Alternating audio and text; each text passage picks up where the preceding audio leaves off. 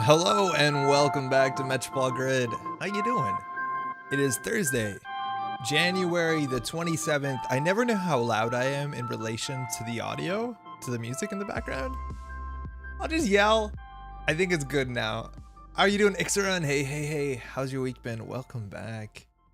It feels like it's been a long week. I got my booster shot on Monday, and I felt a bit under the weather last couple days. Nothing bad. But I just feel kind of sleepy right now, which is good. So we got 3 hours of Netrunner, at least. Trickle Light, welcome. Hey, how's it going? Welcome to the stream. How you doing? It's gonna be I think a fun stream tonight. That's pretty low standards, I guess. About server, how's it going? Macaroni, hey, good afternoon. How you doing? How's Friday? Welcome. We did some streaming this weekend. We streamed on Sunday for a couple hours. We played World Breakers, which you might have seen. It's on the YouTube channel. It's also on Twitch. We ran into some issues, which was a bit of an issue on itself. I'm actually investing to improve the audio quality. So we're going to have a thing that will boost the gain of this microphone because I think it's bad. Now I'm very critical. And I feel like I edited the audio out on the last one, but we'll see. Yo, D&D, how's it going? It's been a while. How you doing? Jesse, my husband made me stop watching Netrunner because I told him you were live. Wait, how does that work? My husband made me stop watching Netrunner? I don't understand, but Jesse, I'm glad you're here. Welcome. It's been a slow week here. No real progress on the cube or anything. Oh, how is the cube going? Pouch says the booster shot killed me. Glad you're doing okay. Yeah, it wasn't that bad. I honestly, the worst part of it is I misunderestimated how. Okay, so I'm a warm guy. Like I sweat a bit more than I'd like to. I reckon that's most people, but you know, there's gradients. And then I thought the place that I was getting my booster shot, because it was the same place that I got my second dose. It was about a 20-minute walk away. Turns out I was wrong. It's about a 40-minute walk, and we put our car away for storage in the winter because there's a lot of snow here, and it doesn't make a lot of sense to it's like a pet. You have to shovel it out of the snow every week. I don't know how a pet works. I move it across the street, and we just put it in storage. So I had to sprint down there, and then I showed up, and I'm wearing a winter coat. I'm really warm and I'm really gross. And then I realized I'm wearing a sweater that's not like the mid-zip sweater, so I'm not sure what's gonna happen when they tell me to show my arm. And I was really worried, and I was actually very thankful that I wore a t-shirt underneath it, because I thought, worst comes to worst, I'd have to take my sweater off, and then if I didn't wear a t-shirt, I'm sitting there in a school gymnasium wet like a dog that came out of a lake. It would have been bad, but it wasn't that bad. I could, the gun show, it's you can pull the sweater up. What's on the docket? Cloud lifter, exactly like a cloud lifter. I think I'm just getting, well, I've ordered it, but I'm getting a Trident, the Fed head. So very similar to a cloud lifter. I actually could not appreciate the difference between the Fed head and the cloud lifter. Jesse says, wait, I meant X-Files. Oh, okay, that makes more sense. I need to go back and watch a lot of X-Files. I haven't seen enough of it. But you can enjoy X-Files too, yeah, I guess. Still wondering 2 gator combos for sled dogs was a good idea? Wait, Trickle Light. Still wondering 2 gator comboing for sled dogs was a good idea? Who is Trickle Light right now? Bob, how's it going? Thanks for playing Cheerboga last week. Fix some of those bugs. What did you fix? Also, a huge shout out. This is Bob the Uberfish, who's in Twitch chat, who created Cheerboga. It's an absolute pleasure. And Bob, I'm dedicated to build an AI. I haven't looked at how your AI works. I know it's publicly available on GitHub, but everyone's a huge fan of what you've done really well. The fact that you've played so little Netrunner and you put that together is absolutely incredible. Still wondering 2 gator comboing for sled dog. Okay, so my Arkham group, we're doing Edge of the Earth, and we have a 2-player combo for sled dogs. 57 card deck Rex. Oh, I see who this is. You changed your name. Trickle Light is, I'm assuming this is Marc Andre. How's it going, man? Gwen, how you doing as well? David says, I really like Cheerboga, a good little time waster. It's fantastic. How's it going, David? I don't think I said hi, Seabass also. What's on the docket? So today we're going to start up with a deck list of the week. And I think we're going to start building and trying an idea again that's just kind of been underexplored, which is Gnat. I don't think we've really played a lot of Gnat on this channel, and actually honestly tried the low hand size idea. We have a bit of news to go over too. Nisei's put out a couple things to talk about, but that's largely it. It's going to be pretty tame. It's a Thursday. Cube is coming together well. I've got some really good stat tracking sheets and a little over 100 games of data. That seems like a lot. I probably got one more major update before things are kind of stable. Working on cutting some chaff and potentially supporting a tag me archetype. Whoa, that's wild. I have you synchron streaming on my TV, Metropolitan Grid on my laptop, work is in a tab somewhere. Yeah, it's a Friday. Don't try too hard. Steven, how's it going? That AI thing is wild. Very cool. It is really cool. I've heard good things about Fed heads too. I certainly couldn't appreciate much of a difference either. Yeah, so a Fed head is basically, from my understanding, a thing you put between, attached to a cable for the microphone that gives it a gain boost. So this microphone I have is particularly requires a lot of gain. It's a dynamic microphone, if I'm not being too wrong about this, and it requires a lot of gain. And generally, a lot of that gain you put in on my audio interface or on OBS, and it adds some noise, and I don't like it. And these are the sort of things that I think bother me probably more than anyone else, but it is what it is. Good, thanks, Gwen says. Been having a rough time, but good things going on. Been playing some PD today on JNet, in between organizing and getting HRT. Oh, super cool. Okay. How's PD been? Are you playing like super competitive PD? Fat equals field effect transistor? How's it going, Zero? I don't know. I think it's a brand name. I'm not honestly sure. Oh, and actually, you might be right. I think you might be right. 'Cause it's called a Fat Head. The brand name is Triton. That's super cool. I feel like deck of the week is like, I hear people like to complain about Kit only having 10 influence. How about only 9? We'll talk about the deck list in the week in a second. But yeah, they don't. The person who put this deck together didn't use all the influence. It's a startup deck too, and I think it's not too hard to find how to use a bit extra influence in startup. But this is an interesting deck, and I think we definitely can talk about it. We will, obviously, and we're gonna play it. I think we can even play this outside of startup and it'll be fine, but maybe we'll search for a startup deck. I don't know if we go on JNet, like how easy it is to find a startup game. Elwin, how's it going? How's your evening? Also, I don't know if y'all know about this, and I'm not sure if this works, but as of now, when you go to Netrunner DB, normally Netrunner DB, when you posted a deck list, it gave you just like 6, 7 numbers up here, right? That was your deck list code. Right now, it's a huge string. Do you all see this too on your end? I don't know why this is the case. I'm not sure if it's just me. I'm assuming it's not just me. On top of that, if you're on Twitch, the plugin that's like right up here that shows you the deck list interacted with that number. So I copy pasted this number into Keyhole, and I don't know if it still works. If you can let me know whether Keyhole still works with this change of the enumeration. I don't know why this is a thing, but it's here now. So cool, I guess. I wonder why. 100 games sounds like a lot, but honestly, you need like 500 to 1,000 matches to start to getting any appreciable statistical accuracy. But obviously, after 200 to 300 games, you can start to make some strong inferences. I feel like a lot of people have made cubes with way less than 100 games in it. So I have no doubt your process is very thorough, but a lot of people trust the process in a very more naive way, I suppose. Pouch says lower follow-up on what was said last week on stream about Nico campaign. According to Anzuke, the designer, Nico bots are non-binary fashion models bots rather than sex bots like Eva and Adonis. So Pouch, I have talked to Anzuke specifically about it, and Anzuke did say there was a story, and I'm not sure if Nisei published the story or they decided not to publish the story. But while that is true, there is like a pretty kind of dark narrative going on about the Nico bots on top of the non-binary fashion model stuff that does deal with like sex trade and that sort of stuff. That's what I last heard. Now this was like when we were talking about System Gateway a year ago, because I asked Enzuke about it because I didn't entirely understand the lore, and that's what I heard. Whether they've changed it or retconned it, that's different, but back in the day, and that's why a lot of people are on the same page as me, because I think that was what was said like a long time ago. Been playing a homebrew PD startup deck, added a single slice and just developed influence and a flatline runner and 4 cards, just about to steal a winning agenda at some point for us both. How did your opponent feel about it?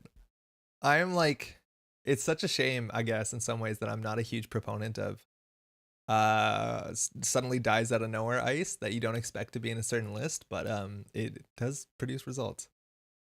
They were saying that it used as high-end escorts. Yeah, I think it's more like that. Yeah, Pouch. I think that's probably maybe a way to put it that is less I don't want to say dark, but like that maybe that is the way that they talk about it. I don't know. It's been a while.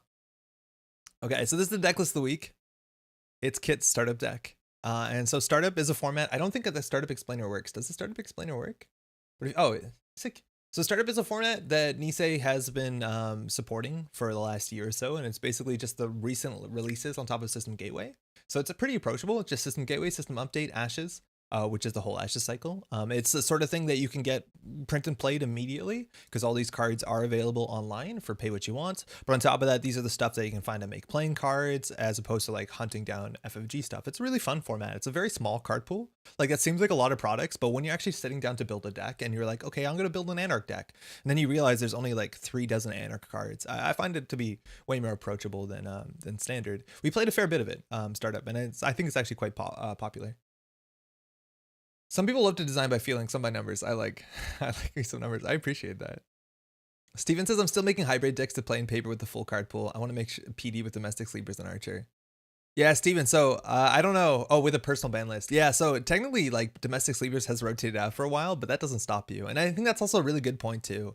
Decks to play in paper. Again, if you're playing Netrunner in any sort of organized play, proxies are allowed. So you can draw out your deck if it's fine. There's very little content based on traditional 6-point limited, so only things are polished up. I'll probably try and publish info on Reddit. I would definitely be interested to see your results published. Xren. Hey, Daijin. How's it going? Good evening. All right, so this is a Kit startup deck. Kit is a really powerful ability, but Kit hasn't seen too much success. And a big thing dragging Kit down is that they have 10 influence, which is a really small number. This is actually the lowest influenced ID for a really long time, if not forever. Oh no, Professor came out at the same time, so that's not entirely true. But 10 is very, very low.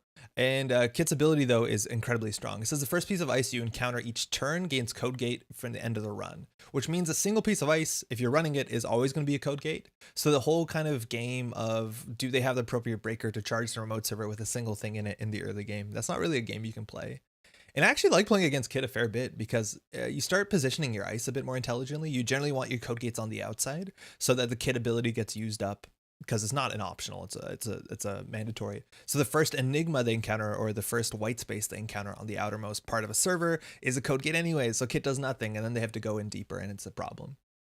Slow influence shows the age of the ID. Yeah, there's a chance that this could be reprinted with higher influence. Kit has been around forever. There's actually a Kit art from the Nisei folk.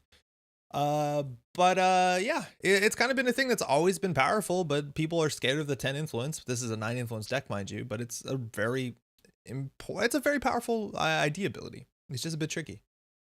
Buzzsaw, how's it going? Fluviasa, how you doing? Domestic Sleeper is the best unclaimed band name. There's no way it's not claimed now. Also, the same thing as PD, seems like a sweet place to play a Grail Ice Sweet. Small deck, extra hand size, can get back your Grail that's been killed. Man, you're playing with like this weird outside baseball that no one's heard of, but I'm appreciating it. Yo, Burden, how's it going? I feel like Kit was given 10 influence because Yogg existed. Yeah, back in the day, Yogg being a thing might have been an issue for Kit, and Yogg basically broke code gates underneath 3 strengths for free, and you could break any code gate for free as long as you had data sucker tokens or leech tokens. They were called data sucker tokens back in the day, so that was a big reason why Kit could be an issue. We also had cards like Cyber Cipher at the time. It came out in the same set. I think it's hyphenated. And this is just one of the best decoders in the game. It's admittedly limited, but if they have one scoring remote, this is kind of all you need. You also had Clone Chip to reinstall these things. It was a thing, but 10 influence was kind of, maybe it's also a narrative thing. I don't know. Kit and Versificator is too much fun. And Versificator is also a card that was restricted for a while. It was like I don't even know if it was considered banned at any point, but it was a card that the balance team thought was like very important, very strong. And we didn't really see too much of this card, because at the time you could choose to play one restricted card in your list, and a lot of people would pick another card over this card. But then you saw some games where this came down and this just invalidated ice suites. It just said like, oh, you rezzed something, not like you iced up archives. Okay, I'm gonna put your Anansi in archives. Whoops. Like, you could do some really wild stuff. So Versificator is a very powerful card and probably a bit underlooked, is my guess. It's expensive though, of course. Hey Jessica, how you doing? I'm surprised there isn't Buzzsaw in this deck. They have the influence and it's basically a nerfed Yogg. Yeah, I think so. I think there's a lot you could tune with this deck. I just want to talk about it and then talk about like where I see what we can do with it. And then obviously give it a test. You can surf with it. Oh, I don't want to do surfing. I don't like surfing. Gwen says, I'm not a huge fan of that either, TBH. Courting, although I say despite finding an excuse to put Hydra in everything, but they ran to an already and took the gamble. I'd guess wrong. Oh, okay, so they saw it coming. That's actually even more exciting. Okay, so let's talk about this list. So the idea with Kit is you can play fewer breakers. If you can make things consistently code gates, then a lot of times, like if every problem is a nail, everything looks like a hammer. That's not the right expression. But the idea is a Gordian Blade is guaranteed value to some extent, because Gordian Blade used to be like the standard decoder for a really long time. You don't see a lot of it anymore. You also have Chameleon, which is like your kind of panic situation where you can break other kinds of ice in a pinch if you need to. Now, admittedly, Chameleon is very expensive in clicks. If you need to run, you need to commit to spending 2 credits and a click every turn to install this. And there's a lot of decks that will have tricks to help you get that done, have extra clicks, reduce install costs. This doesn't seem to be a deck like that. So I'm actually surprised that we're running Chameleon, because there's other options, maybe less so in Startup, but this is a really clumsy card in a lot of decks. And we have some support cards. And I think Palangi is a really big deal. Palangi is a very strong card. This actually used to be like a very meta-defining card maybe 2 years ago before System Gateway came out, and it kind of fell off.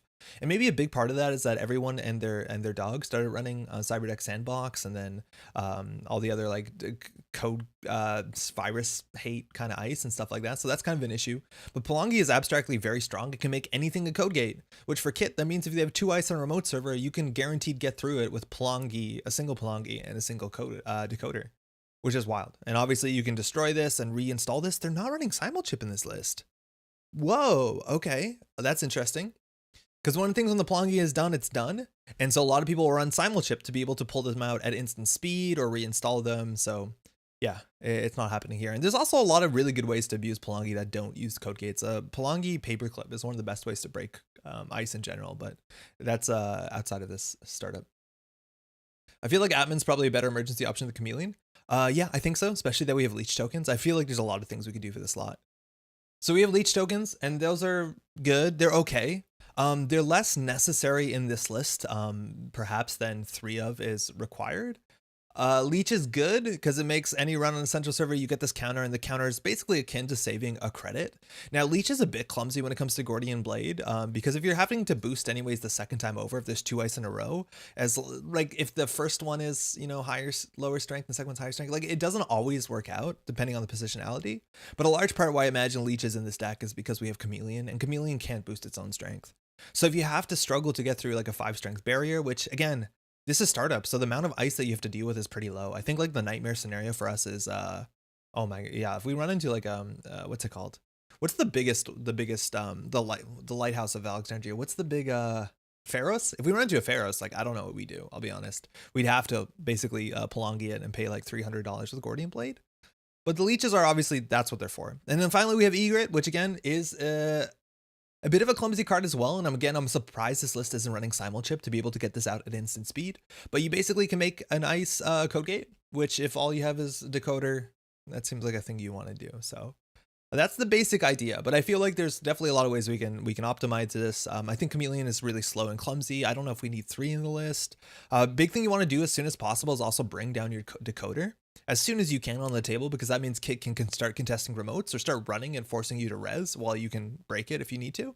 And the way that we have to pull that out is mutual favor, which isn't something you often see in Shapers, especially when we do have access to cards like self-modifying code. Maybe it's an MU problem, but yeah, it's this is interesting. We can definitely shift this around if we don't like what it looks like. Surprised there are no Simulchips. I know, David, in there, or why they use a mutual favor instead of SMC. Yeah, mutual favor is not bad, and mutual favor kind of makes sense with Leech. Like in general, if you want to be running central servers, like maybe you have Dirty Laundry archives, it's not the worst click. But I hear you, and this is it's a pretty sizable influence sink when we only have 10 to work with. They learned they overdid it by the time Order and Chaos came back, where Max probably should have been had less influence. Oh, talking about Ian's influence is also a bit too low. Yeah, I think Ian, I've been told, has been a misprint. We got Boomerang in the pack after Palangi, which is 1 less influence. I think that's a big reason. Oh yeah, we also have Boomerang. Yeah, that's totally true. Now, if you look at other stuff, I think there's some things here that kind of stand out to me as being maybe a bit clumsy. Firstly, you see a lot of 3-ofs, right? Like a lot of these cards are 3-ofs. I think the biggest one I'd maybe take umbrage with is Pentagraph. And generally when you put 3 of a card in your deck, it means you want it in your opening hand. And to some extent that's true of Pentagraph, but then the other 2 copies are straight useless. So a lot of times people will minimize that and just run 2 copies of Pentagraph, because this deck will work without Pentagraph and free up some deck slots for something else. So Pentagraph is not bad. We have 17 events. It's obviously a good thing. We'll like it. I think the thing that might be a bit more strange is Prepaid Voice Pad, which Prepaid Voice Pad used to be a very, very strong card in the game. And you get it down for 2 credits and it gives you a credit a turn as long as you are playing an event, right? Like it doesn't give you the credit, it refunds the credit. Now with 17 events, you think that would line up a lot, but actually a lot of these events not only cost, some of them cost 0, a lot of them also cost 1. So if we look at Creative Commission, we're generally only playing one of these a turn. Diesel costs nothing. Mutual Favor costs nothing. Dirty Laundry costs 2. Vehication costs 1. So the idea that if we do spend our time getting down 3 prepaid voice pads, there's not a lot of turns in which they're all going to pay off for us, right? Like the only card that can really do that is Sure Gamble. Creative Commission and Vehication are very clumsy and difficult to play 2 of them in the same turn. Diesel costs nothing. So the amount of effort and time we're spending to get the prepaid voice pads down just to ensure that we're getting a credit a turn, when we could in theory play something with Rielle, admittedly MU might be tight, or something like DZMZ Optimizer, which will probably be better for this specific list that has to install a lot of things, probably wants extra MU, and is going to reinstall things consistently with Chameleon. That might make more sense if you're just trying to get a credit of turn for value, because I feel like there's a lot of turns where we're going to struggle to get 2 credits worth of events played with 2 prepaid voice pads. So I think that's something we could definitely look to change up. This might make more sense. Finally, we have the resources. Earthrise Hotel is fair. Smartware Distributor is a bit of a slow card. I'm not a big fan. And Teleware Contract is really good. And here it's going to be the problem where I'm not seeing what cards we're probably missing. There's definitely some good cards in Startup that you could put into this deck. We talked about how, what's it called? What's the name of the Cleaver? Is it Cleaver? No. What's the Buzzsaw?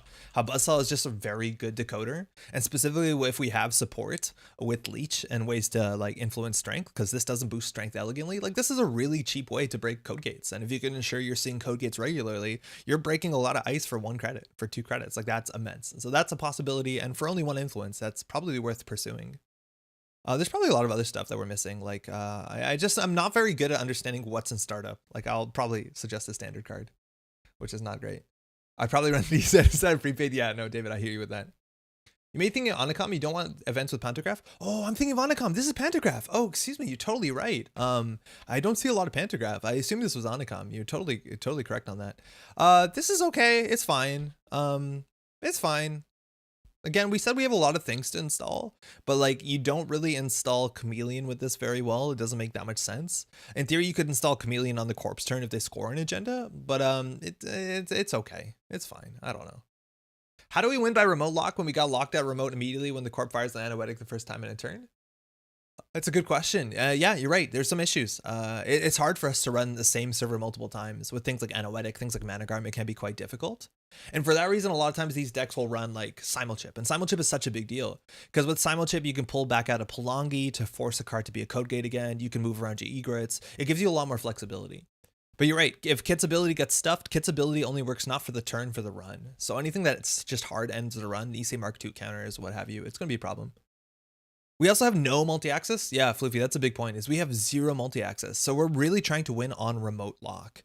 And generally every deck in Netrunner, you want to like just get the most amount of accesses you can. And specifically multi-access in certain servers interacts a bit different with the game. This is not a great sentence. But if we get a conduit down, suddenly we can choose to close the game on our terms. We're going to see every card the corp draws. The corp needs to deal with that. They can't just jam into the remote all the time.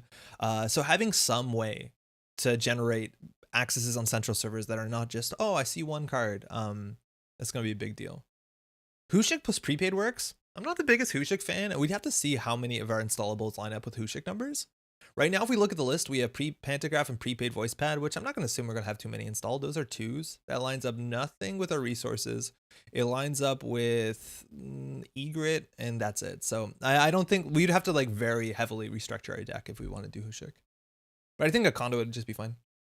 But with all these 2 costs, we don't have a lot of 2 costs. We have like 4 2 cost cards. Am I missing something? Oh, besides the egrets, but like you're not going to have all the prepaids installed. They shouldn't be in the deck, mind you, but DZMZs would take that 2 cost spot, or even Rielle, mind you.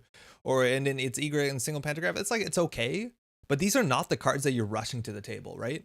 Like part of the benefit of Hushik is if Hushik is triggering off the cards that you're excited to install, there's going to be a lot of board states where we're going to have egret in hand, maybe even 2, and we're going to wait to install them because they only can be installed on a res piece of ice. And there's some ice that we wouldn't want to install this on. So it makes the Hushik even slower, if you know what I mean. Vincent, I don't know what multi-access is in Startup. There's a fair bit. There is a fair bit. Now, I think we can definitely make some changes with this. There's a small write-up here from Mind Control Mouse, and I don't recognize this name. So if they're new to posting on what's it called, on NarrenDB, power to them. That's awesome. So exactly as they describe, Gordian Blade to boost through run, Egret Palangi to convert to code gate, Chameleon as backup, research draws, commission, Vehication, favor, diesel, laundry, gamble, pad, hotel, smart. So it's all the cards in the list. And there were some suggestions here, if I'm not mistaken. Oh, actually, no, I'm thinking of a different list. I mean, but yeah, somebody asks about the prepaid voice pad because it doesn't seem like it lines up. But we're going to try this. We're going to try this and see how it goes. Again, no idea why that number there is so big, but hopefully it'll be fine. Whew. Import. I remember an old stream where the deck of the week was really rough, and you seemed so overwhelmed by how bad it was playing during games. I foresee that happening here. Oh, Startup can be a bit failed to import deck. Oh no, I feel like they changed the system and now nothing works. I don't know exactly what that is, but the deck list of the week obviously ranges in difference between like a competitive deck and less so. Do you remember the time you played my deck list of the week? Jessica, no. What was it? Was it an As list? I kind of do. Was it the stealth list? I remember because it was my first deck of the week. Wait, Dermatoglyphic. Excuse me, but I'm not entirely. It was an SSO. Yes, I do remember playing your SSO. Hey, Death Demon, just watch your 7 tips for better Netrunner as someone getting back into it. Thank you. Hey, glad you watched it. Glad you liked it. Hopefully you learned something. It's my pleasure. It's really nice that that sort of thing resonates with someone. Cheers. Here, I'm just gonna import this to manually. You did play Stealth as of mine, but it was not decklist week. Okay, so I do remember that. But yeah, I remember you didn't you place in a tournament with the SSO deck? And was that SSO post? I think it was pre-rotation, so we had like a full agenda suite. No, okay, hold on. I'll just do it the old way. It's not a corp. We'll get it. 711 decks. I know I need to delete them, but like, this is archival stuff. This is history. I came 5th. SSO was B. I remember that it had some sort of title like that. Well done. What are we doing? Rielle Kit Peddler. Oh no, what's the name of the deck? Kit Startup deck. Startup. The thing that like I think frustrates me the most when I'm playing a deck that I haven't made is the inability to close the game. And I think we have a big chance of running into that with this list because this list doesn't have multi-access. And we find ourselves in situations where I know like we could close this game if we had pressure because our opponent is like not doing anything too aggressive or not like on the back foot. And that I think gets to me more than any other issue usually. So generally when I look at a deck, I always want to know like how are we going to win the game? How are we going to close the game out? How are we going to force them to play our game? And this deck is almost entirely remote lock versus maybe we can get some value, some really cheap pings off centrals and hope we find hot singles in our area. But you know, that you don't really have too much control over. Oh, did I say it was a startup deck? I guess it doesn't really matter because we're not playing any illegal decks. Why do you want to delete history? From my understanding, Gnat runs better if you clear up some decks. That's what I've been told. Yeah, Solomir, we're jamming a startup because the deck of the deck list of the week is. Yeah. How you doing, by the way? Do you stream deck of the week every week? Dana, yeah, just about. Unless it's like we didn't do it last week because it was in a format that is not a format we really play, which is pretty rare. It was pretty rare. It was for like a specific tournament format that was last weekend. If the deck list is like a super meme deck, there's still like an 80% chance we'll play it, but it's basically a curse. I'm kidding. It's actually really fun to play a whole bunch of different decks. I totally don't mean it's a curse. There's been some decks where like I know I don't like the play style and we still commit to do it just because we always learn something. So I think it's important. How's it going, by the way? I was the best core of 2019 and I'll never believe otherwise. Triumph Cat. Yo, don't let anyone tell you different. I wonder what your oldest JNet deck is. The thing is like this is a newer account. So I have another JNet account that's older than this, but the oldest deck we have here is January 2017. Oh no, these are the ones that came with it. So the oldest deck is Rotom Coats, who is Rotom's Appliances list from 2017. And it even is HB Engineering the Future from the original core set. You have Jackson Howard's, Surratt City Grid. This is a spicy list. And this is Psycho Sun. This is one of our lists. This used to be the Metroball Grid Special, playing Blue Sun with mid-season replacements, and then like Psychographics. Is Shoot the Moon in this one too sometimes? I don't know. Really loved mid-season Wayland for a long time. I'm sad that I think my favorite deck of the week I ever had that you played on stream is before you were archiving them on YouTube. Ah, Steven, which one was it? Okay, this is an issue because we in no way have an ID that really deals with this sort of wide strategy. Hey. Thanks, YouTube. So the best thing we can do is establish economy and just start checking and trashing things because they're not very quick to score out as long as we can like keep down their what's it called? Their Santan City grids and their tiered subscription, whatever. So in terms of economy, this hand is good. In terms of card draw, all we have is the Diesel. We have a lot. We have Diesel, we have VR-cation, and we have 2 copies of Earthrise. But this is honestly fine. Telework and Smartware are a bit clumsy because they are pretty click intensive. There's a chance we could consider mulliganing this just to open with a Gordian so we could check a remote if we need to, but this is fine. There have been a bugs with a lot of saved decks. Just got all-seeing eye Desengren while I was playing Geist as. Oh no, and still won despite losing 3 tech traders in the back. Yo, as has actually been a bit more fun than I think it is. I've been enjoying the like as decks a fair bit. Andre, what's your secret other account, Smurf? I have a Smurf, but I actually just have an account that I played casually more on. Hey, there's a tiered subscription, so I don't think we're gonna run this turn. There's no real need. We generally want to trash these and deal with stuff. How you doing, Cat? I have a Smurf that I use when I generally want to grind games really quickly, or I want to spectate games on a second monitor while like I'm at work or something. Like I don't have time to be pleasant and chat, which is a bit difficult sometimes. Woe is me and all that. So we'll draw once. Been playing some World Breakers in the past 2 days while getting it's straight cheating. Yeah, we played World Breakers this weekend. It was actually a lot of fun. I'm really bad at it. Hey Jessica, get some sleep, huh? Seems like a good idea to learn more about the game. I should try doing this instead of always playing my jank. Yo, Dana, that's actually like in some extent a really big point. And it can be difficult for some players to kind of accept this, which maybe makes me sound like a pompous ass. And if I do, excuse me. But one of the best things you can do if you're new to this game and you want to like, you know, get good, is play like net deck people's decks that are good decks, especially the ones that give you write-ups and that explain how things work, because it's a really different thing to play a well lubricated machine that like encourages you to do the right thing, has a very concise game plan, and you see how all the parts work together. And I think that's actually one of the best ways to learn the game, as opposed to like not understanding if you're failing because you're playing poorly or because your deck construction is suboptimal. And once you do that, and once you put the time in and realize, okay, I understand what a good thing looks like and why it's a good thing, from that point, I would go back and then start brewing your own stuff. I think that's the easiest way to get into it. It's very hard to do everything all at once. I think you generally just be like, okay, I'm not going to learn how to deck build. I'm going to learn how to play, and then I'm going to learn to deck build. Generally, I think the people who make pianos know how to play piano, if you know what I mean. You must be hot dogs. I got a new cat. I'm doing some art. You might guess. Oh! Oh, that's cool. Daily quest. Uniced? What? Daily quest? I feel like we probably don't want them to have that. Was the DLR Steve Cambridge deck? Oh man, that was really fun. There's a Sansan. So I don't think we want to trash this. They score an agenda out from hand. Like they're going to pay 8 credits for it. I think we will pull this thing down and then just hit this. Hey, we gotta enjoy being the only shaper in startup without Rielle. I know, that is wild. And like Rielle is such a good card for this matchup. Like this is exactly the sort of matchup where I would trade my why not mulligan into them, but I would trade my prepaids for Rielle's in a heartbeat, because we're not gonna install egrets for the whole game. So while you're explaining the deck and setting up, I was in another window making a startup deck on the fly, and it was NEH. I tabbed back, and here you are playing NEH. The hell? I've actually been enjoying NEH in startup. The way I see it, deck building in Netrunner is hard, and playing Netrunner is hard. It helps to learn one at a time. So if you play good decks that other people have built, you can focus on learning Netrunner.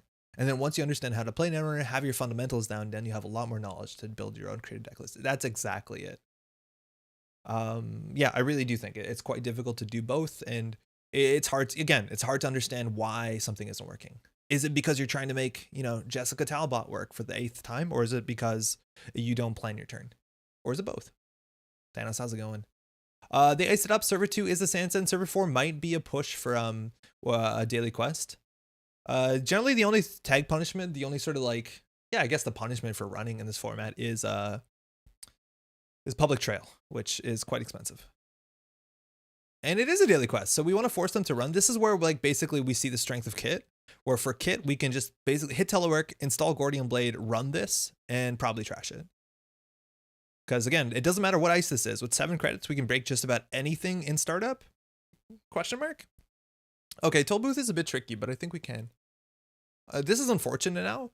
And this is where I'd love to have any sort of pressure, because this is where Seabass put themselves on the back foot. They're on 1 credit. They're going to be getting no money.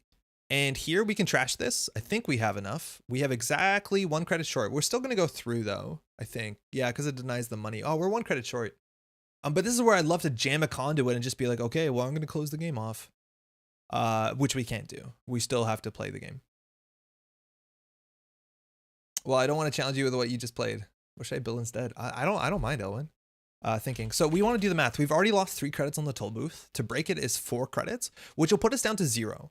But then we'll get in and we'll get 2 credits back and they will deny them 3 credits. So while we're 1 credit short of trashing this thing, I do still think that we'll pay 2 credits to deny them 3 because we have more economy than they do. It is unfortunate though. I did not expect them to res the toll booth here, that we could have done the math because I think toll booth is like the biggest ice we'd expect this deck to have. But the cool thing about daily quest is that it doesn't give them money as long as we touch it. So we're generally going to go touch it. Okay. So from here, we could install the telework. I really don't want to. Server 5 on 1 credit. I don't think there's anything in startup that we're really worried about it to be. Andre will be happy playing you on anything other than net damage grinder. Yeah, it's generally accurate. We'll hit HQ at this point. They have 1 credit. They could res a tithe. That's it. And there you go. The Beal in hand, which again, it's been a couple turns. They haven't spin doctored. They haven't drawn. So, or sorry, they haven't filtered their hand. I forgot I was on a little delay. Caught up now. One thing I'd say about trying a bunch of decks on other people's good decks is that it's also good to find the thing you like the most. Yes, that's also a really good, easy way to find out what you like. Oh, they had a spin doctor in server 5. And again, their economy is really bad. So I don't know whether we have the money. It's 4 to get through this off break, 5, 6, 7, and then we need 8. So I think they'll get 1 trigger of daily quest, unfortunately. Us being 1 credit short of this is a bit heartbreaking. You'll also be a better player by learning to adjust your own decks you love to give you the best chance in the meta. The more you know about the deck, the more you know how to find ways to win. That's very true. Yeah, I don't know.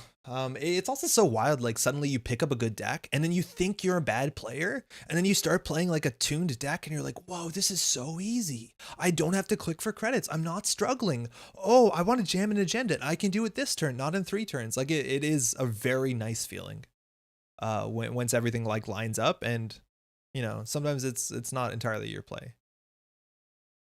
Okay, well, we have to do this. I think I don't want to do Smartware Distributor. But they're not doing anything too quick, right? Like they're going to have 3 credits. It's still a lot for the daily quest. I think we can just do this.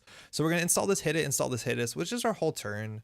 I don't like this card. It's way too click intensive, but at least we'll be okay for a couple turns. And like we spent 2 clicks on 3 credits. It's not fantastic. Eventually we'll spend 3 clicks on 6 credits. It's getting better. And then it only gets better from there. But right now we're lacking card draw. Our kit ability hasn't exactly been relevant, but it does change how Seabass plays, and it's not going to be very obvious from what we see. They just draw a card, because this is near Earth Hub, mind you. 17 influence. The one ice that we're really scared of is Drafter. Drafter is quite strong in this ID because it fires their once per turn ability on our turn, so they can get an extra card draw. Let alone it will reinstall whatever we paid a lot of good money to trash, like a daily quest. But they did get their daily quest. We need to take that down, and we can this turn. And that basically cancels us out, right? Like they res this for 8. We have lost a fair bit of money dealing with this toll booth. But this is where you'd love Atman in the list. I'd just do Atman 5 and be fine. Because Atman 5 also deals with Slot Machine. It deals with Engram Flush. Atman 5 is so good in startup. Worlds was dominated by a max list with 60 to 70 cards, so there's definitely space for Jan creative deck lists in the competitive sphere. Yeah, the competitive lists as of last year were pretty wild. Ooh, fully op. That's cool. All right, they have the discard. Spin Doctor is going to make that not too big of an issue. And it looks like they might have big ice in their list. I don't know. Daily Quest is not something you often see in these, and I don't think it's wrong. It's just a bit surprising. So I think we're always going to hit this. So 8, again, this is 3 to get through. 7 to break. We'll have 1 left. We hit this, we had 3, so we could do it, and I think we want to. Because they generally don't have a lot of economy, and if we trash this, it also slows down their fully ops. I think we'll do that. It's just really unfortunate. We can draw once more for like a hedge fund first. See, this is not going to be useful. I don't know if we shoot this. Maybe we could just let them have unlimited money, because I think our money is going to be a bit more limited than theirs. I've been trying to work on my next deck building video focus on tuning up deck lists that don't work. Because I think as much as I think it's just net deck is the best advice, it's not really what people want. I know it's not what people want. I hope I did the math right. Yeah, I think I did. I don't know. The thing is with startup too, it's like in some ways it's kind of difficult to build something bad because there's not that many like bad cards.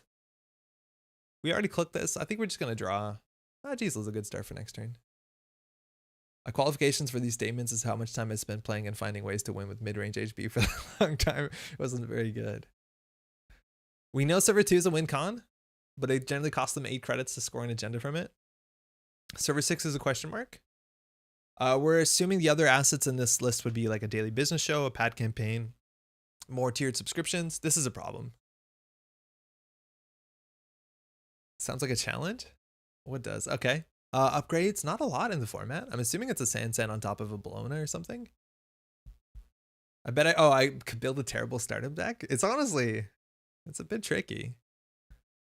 You end up playing Jinteki. Yeah, one of my issues I'm facing is also really linear ways of building startup decks. Yeah, the card pool isn't that exciting / varied. There's a lot of like fundamental dry cards. It's not exciting all the time, but it's a really good way to learn. Dermatoglyphic, I think it's less that you can't make bad startup decks and more that those decks can't be punished as easily. That's actually a really astute observation as well. I think that's very true. Double Ace HQ, I think they have stuff in here. Otherwise it's suspect. And again, this is where I'd love to just be like, okay, well, this is garbage, so I'm going to just conduit. But we have to run this. The problem is we have to run this and have Bologna money. And this is, I think, the most expensive ice in the whole startup for us to break. Because it just is. It's just not going to be good for us. So I think we're actually going to commit to the long con. So like we can play this, we can hit it, we can hit this, and we hit this and just have money. We could consider getting the pantograph down, but that's the issue. Is like with pantograph, we're not really excited to install anything.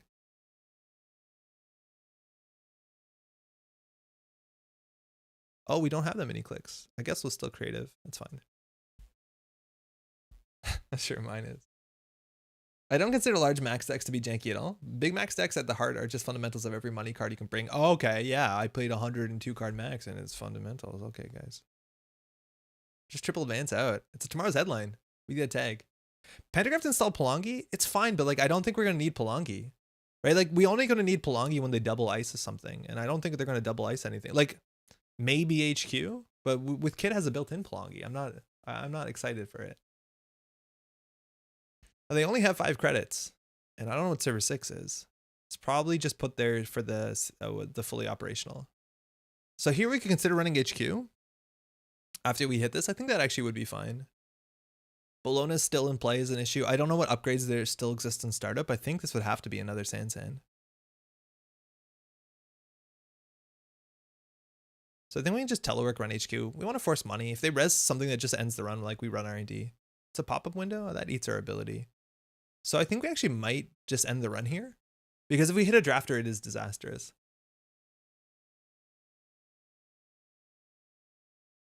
Yeah, I don't want to hit the drafter.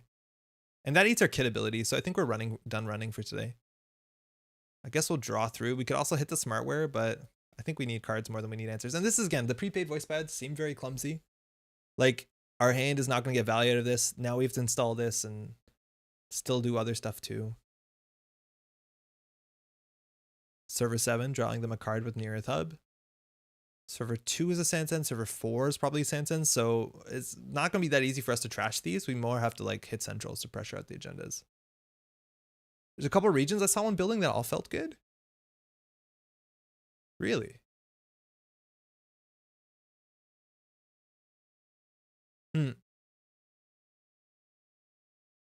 And things like this, like I feel like our ability, especially with our limited breaker suite, does require things, support cards like Egret and Palangi. And Palangi's not a bad card at all. Egret's a bit more iffy. Oh, they hedge fund. That's good for them. Okay, this isn't an issue, but luckily the code gate's on the outside. So again, if we don't run, they probably don't score out unless they Sansan out, which I think we're okay with. Because it can only be a Beal from this point, and then they're paying 8 credits for a Beal, which is fine. To be honest, when I said learning, I meant more like learning the meta and more nuanced stuff. I have never played an iconic decks like Controlling the Message, Sports Combo, / Leela, and I've been playing since Original Core. Whoa, okay. There's a lot out there. Yeah, I don't like these draws. Like, this is the 3 pantograph. These are... Like, I think we're drawing once and then, yeah, just hitting this. Like, we throw out a pantograph. I don't know if we're going to need 3 Palangis. Probably. The Chameleon's like okay, but the Chameleon is a pantograph combo piece, so I think we'll keep that. The Egret's nice if we find a drafter, but then we're still breaking it for like 3 credits, which is not cheap. I think we're getting rid of the prepaid. I just don't see the prepaid being good. And this tiered subscription says the first time we run, they gain a credit, which isn't that important, but like it just makes it slightly more difficult to pressure centrals. But if you're checking multiple things, that's fine. If you're making one run, then the value is a bit better for the corp. If you're making multiple runs, it's fine. So I think they're just trying to draw into a Beal. So maybe we get a Plongi down and run. I don't know. There's no Jeeves, so like they're not really going to sneak out a 4-2 on the table unless they have seamless launch, which is a possibility. How much influence is fully up? Like 3? Yeah, 3. That's the only influence we've seen so far, and they have 17 for some reason. Kid has 10, this has 17. Okay. Third ice on the remote server. Okay. We're playing Glacier, and something goes in the remote server. So this is exactly where we're like, don't install Plongi and run it. But the issue is we know that this takes... Oh, if that's a Managarm, we're actually in a really bad spot. And I would not put it past them to have this to be a Managarm. This kind of looks like a Managarm, the way they're playing it. Because they jammed behind a single toll booth, which is something we could have done. So I'm pretty sure this is a Managarm. Which is a nightmare. Which is really bad. So... Again, I'll bring this up. The fact that we don't have a way to just be like, okay, I'm going to close the game on R&D. This is an issue because we have to play their game instead of forcing them to play our game, which is not a great feeling. So we could install the Plongi run, and then we wouldn't have enough clicks. So we could play a single Plongi and then hope that there's a code gate in the middle. Actually, no, we install a single Plongi, we're fine, right? The issue is credits. Because Gordian Blade only is efficient, right, if the high stuff is on the outside. I guess at that point, it doesn't really change anything. But we install this, we're on 10 credits. We don't have overclock in the deck, which is actually quite nice with prepaid. Dirty Laundry would be fine too. They're going to have 8 credits once we run. So if we install the Plongi, we're on 10. We know that we need at least 3, 4, 5, 6, 7 for this. So we have to be able to break everything else on the server for 3 credits. I'm just going to force them to res, but this does not seem like a winning line. Papa beats our ability. That's fine, though. At least we can get through everything for 3 credits. Do we want to break this or do we want to let fire? We'll just break it. It's easier. I'd also say a good way to learn is to just find / play the most meat and potatoes type stack, get the fundamentals down. Yeah, that's why I liked ETF. ETF was really good. So at this point, they can just math it out. The 2 clicks makes it more hard, so they have no action here. Maybe this isn't an agenda. If it's a Bologna, it's like kind of awkward. But this is just way too much money. So we're going to lose 3 credits when we hit that. They'll break for 4, and now we're just at the whims of drawing into a creative commission. Oh, it's an anoetic. Yikes. Okay. And the Spin Doctor's on the table, which is really obnoxious. Huh. Play potatoes, got it. I think meat and potatoes is a good way to teach people, but I think a lot of people prefer wacky things. Yes, I think that's true. I feel like Pop-Up is another reason Kit never saw a ton of competitive play. It came out immediately after she was released. Yeah, I guess I never realized that this was an issue. Pop-Up was a nice popular card. I'll run Archives, I guess, to force the shuffle, but this is really bad for us. Like, we can no longer deal with this remote server. We just cannot deal with Tollbooth Anoetic unless we can force. Wow, they threw out a Drafter, a Tithe, a Ping. Okay. Well, economy's in shambles, so I'll click for 3 credits, I guess. Again, just get a conduit. Close the game. There's the pad campaign that's technically credit negative, and now they're in an awkward spot, because if they do score out a Beal here, I mean here. What? That worked. HQ is pressured, and now this could be the winning Bologna, so we have a lot of work to do. The chance of this being an agenda in hand is actually pretty low. 2, 4, 6. If that's a Bologna, 7, 8, 9. I don't know. I think we just hit R&D here. With 4 credits, we're probably okay. But again, we're just getting single access. Let's draw into a Dirty Laundry. Oh no, we can't play Dirty Laundry. We can't afford any of this stuff. If we keep hitting the top of R&D, yeah, I guess so. We're giving them a credit. It's a loot box. This is a code gate. End the run unless the runner pays 2. Reveal the top 3 cards of the stack. Add one of those to the grip. Yeah, you can do that. If it was Bologna, they didn't need to anoetic you. It protects the anoetic. So maybe they would have. So we'll let this fire. We'll pay 2. Telework contract, which they don't want to give us. Prepaid voice pet, which is 2 credits, and leech is 1 credit. So this is not going to be good for them. Loot box is great with Yobu. Loot box is never great. There's a Bologna. Shit. Oh, it's the winning agenda. It's on top of the deck and we can't do anything about it. This is where I love overclock. Beans. That's the winning agenda for them. They draw it and jam into the Bologna server and we have nothing. So I think we can only click for credit. Because we just need money immediately. Because there's a chance there's already an agenda in here. Run Spin Doctor. I think they'll... That's actually interesting. Yeah, you might be right about that. If they don't crack it, we're in a really bad spot. But I think we take the gamble. I think you're right. But they should give it to us, which is the problem. I'm hoping they don't give it to us. But I think they will. I think the right thing is to give it to us. Because like I don't think they need any of these cards. Specifically if they're the winning agenda in this remote server. Yeah. Yeah, it's bad. I don't think we can afford to trash this.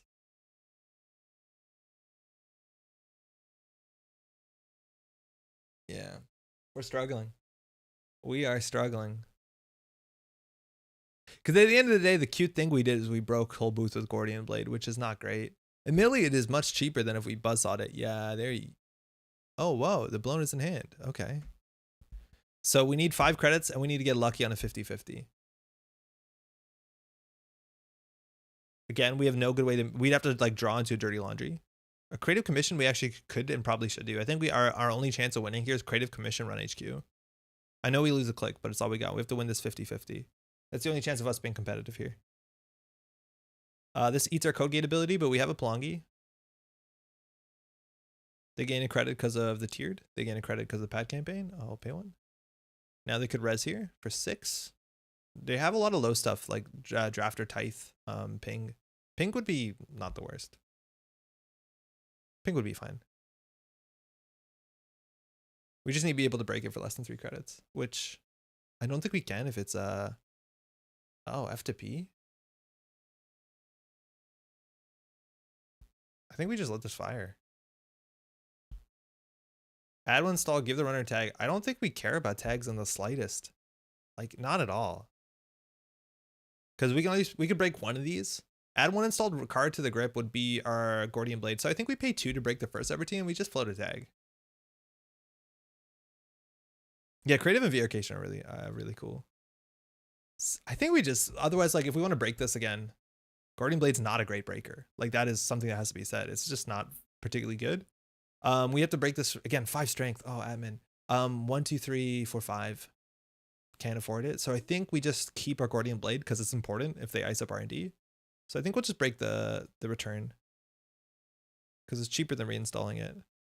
And then we'll go through and take a tag. Hey, Gil, how's it going? We're playing the Decklist of the Week. There's a Bologna in here. It's a 50-50. Okay, so we were screwed no matter what. At least they can't afford to score the Bologna. At least they can't score it, but they had another 1-pointer in hand. And they, mind you, they don't have the money, but they have a, what's it called on the table, a Sansen. So they should just put the Bologna in server 4. Okay. And now we have to win off the top of R&D somehow. Now, if they don't double advance here, they're not winning next turn unless it's somehow seamless is the last card. Okay, hold on. When we run, we're going to give them a credit, so they have 2 credits, but they can't anoetic. So the question is whether we can get through this toll booth, which is 3, 4, 5, 6, 7. Again, we need overclock in this deck because we do run and our runs are expensive. But okay, so to get through this is 3, then 3 for strength, and then 1 to break. So this is 7, and this is 8.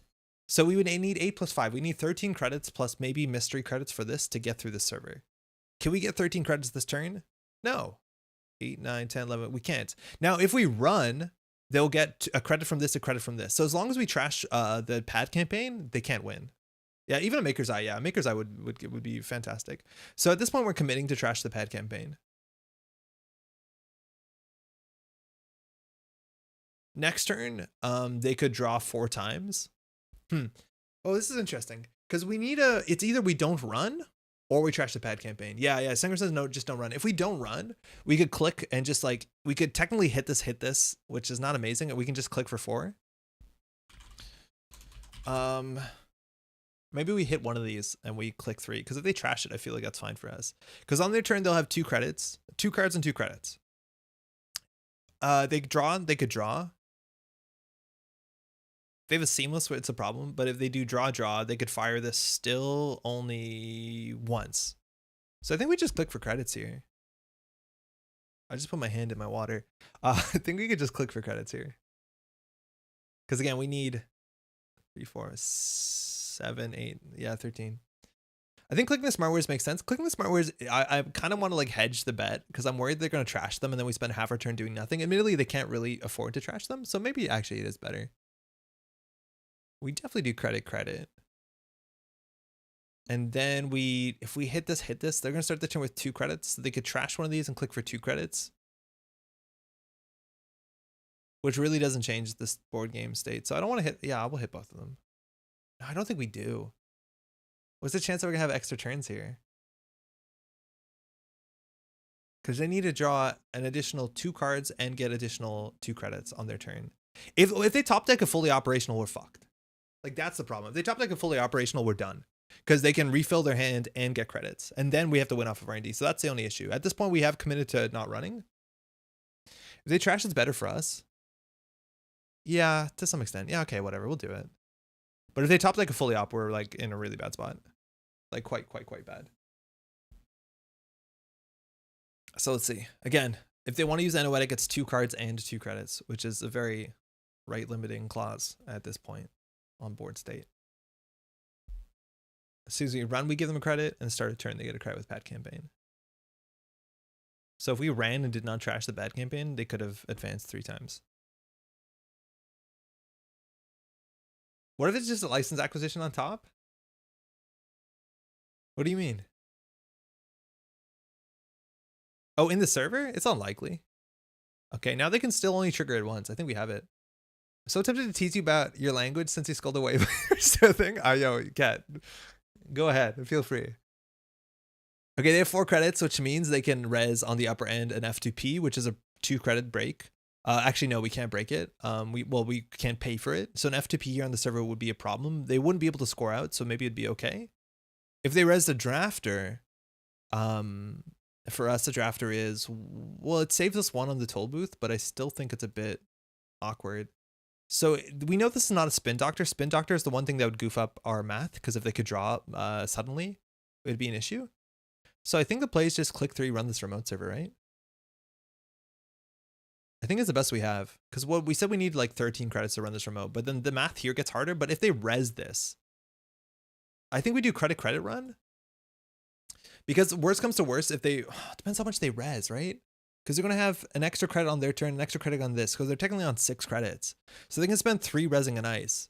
So if they res here a drafter and we can't deal with the drafter, we still lose. If they have a spin doctor in hand and the drafter installs it, that turns the Anoetic on. Hi, Metropol. Yo, Dabes, how's it going? So, okay, this is 1 credit. It gives them a 1 credit, so they're on 7 credits. 7, if they res an F2P, it's bad. There's a lot of bads here. Actually, for what it's worth, F2P is not that expensive to break. It's only 1 credit to break, because we're going to have to boost the toll booth anyways. That's kind of neat. So this would be 1. Say this is an, what's it called? Say this is an F2P. This would be 1. We have to boost strength. That's 2, 3, 4. Okay. Then 5 to break the subroutine we care about.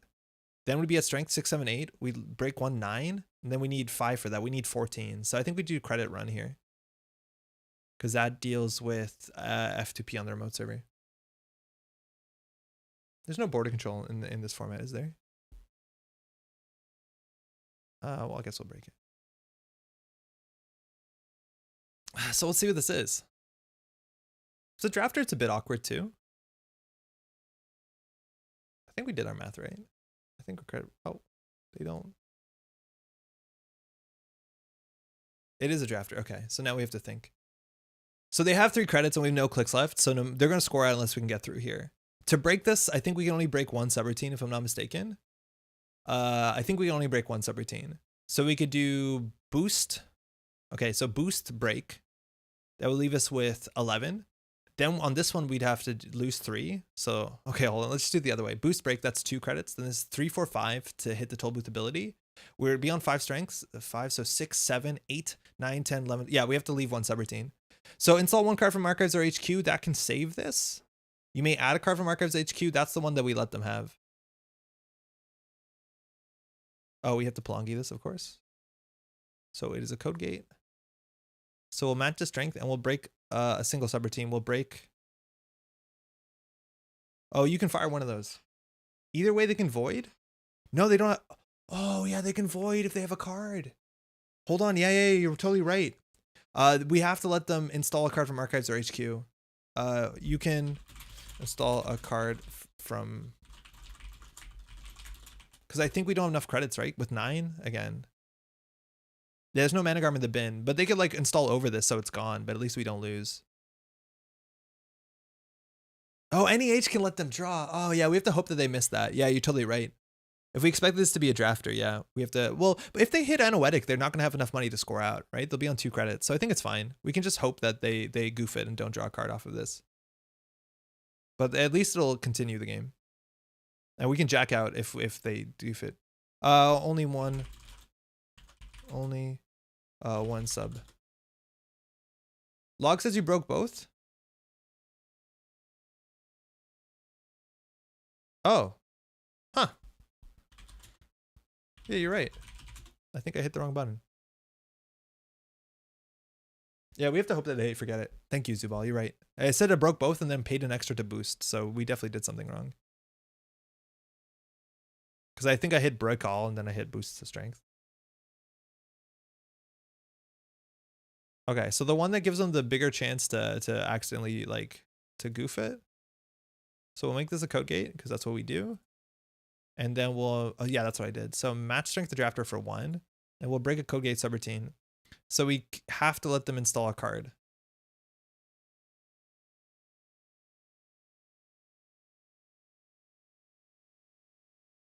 So we'll see. If they don't get a card in hand off the NEH draw. Yeah, Gordian keeps strength, so we'll be fine. How's it going, Ivan?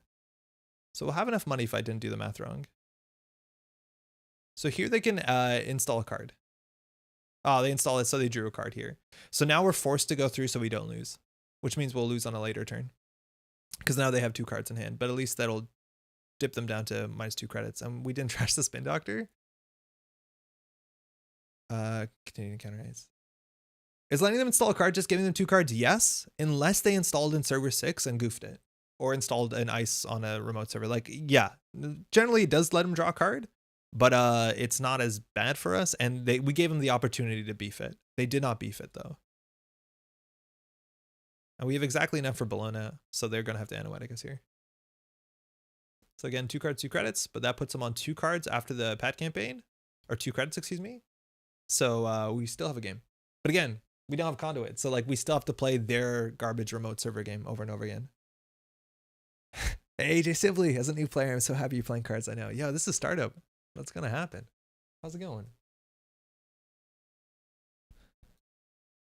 So they're drawing 1. Good. So they now know they need Anoetic credits. So now we have to win off Centrals. Because we'd have to run this twice. Tiered subscription is up. These paid off. Clicking these was correct. So now the best we can do is just like slam R&D. And then when we run again, they'll make 2 credits. We have to make sure that they end their turn on less than 3. So it's very difficult. So we just need to go for as many axes as we can.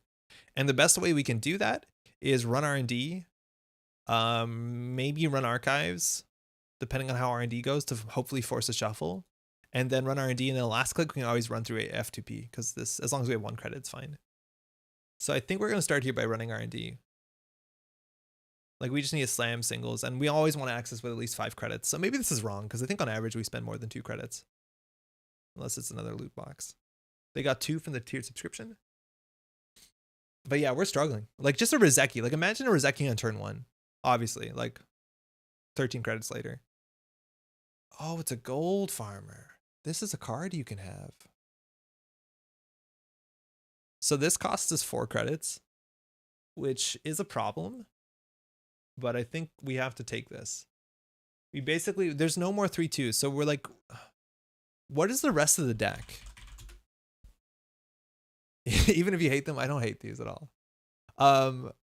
What's the rest of the deck? Okay, so they're on 3 Beals that are out of the game and a tomorrow's headline. So there's no more 3/2s in the list. So that represents 8 points. We're assuming they're on maybe, let's say 2 Bolognas, 8, so 9, 10, 11, 12, 13, 14. Probably another Bologna, 15, 16, 17. And then they need to have, what is it, 19 to 20, so maybe 3 license acquisitions? So basically going through here and accessing with fewer than 3 credits does not seem worth our time. It really does not seem worth our time. At all.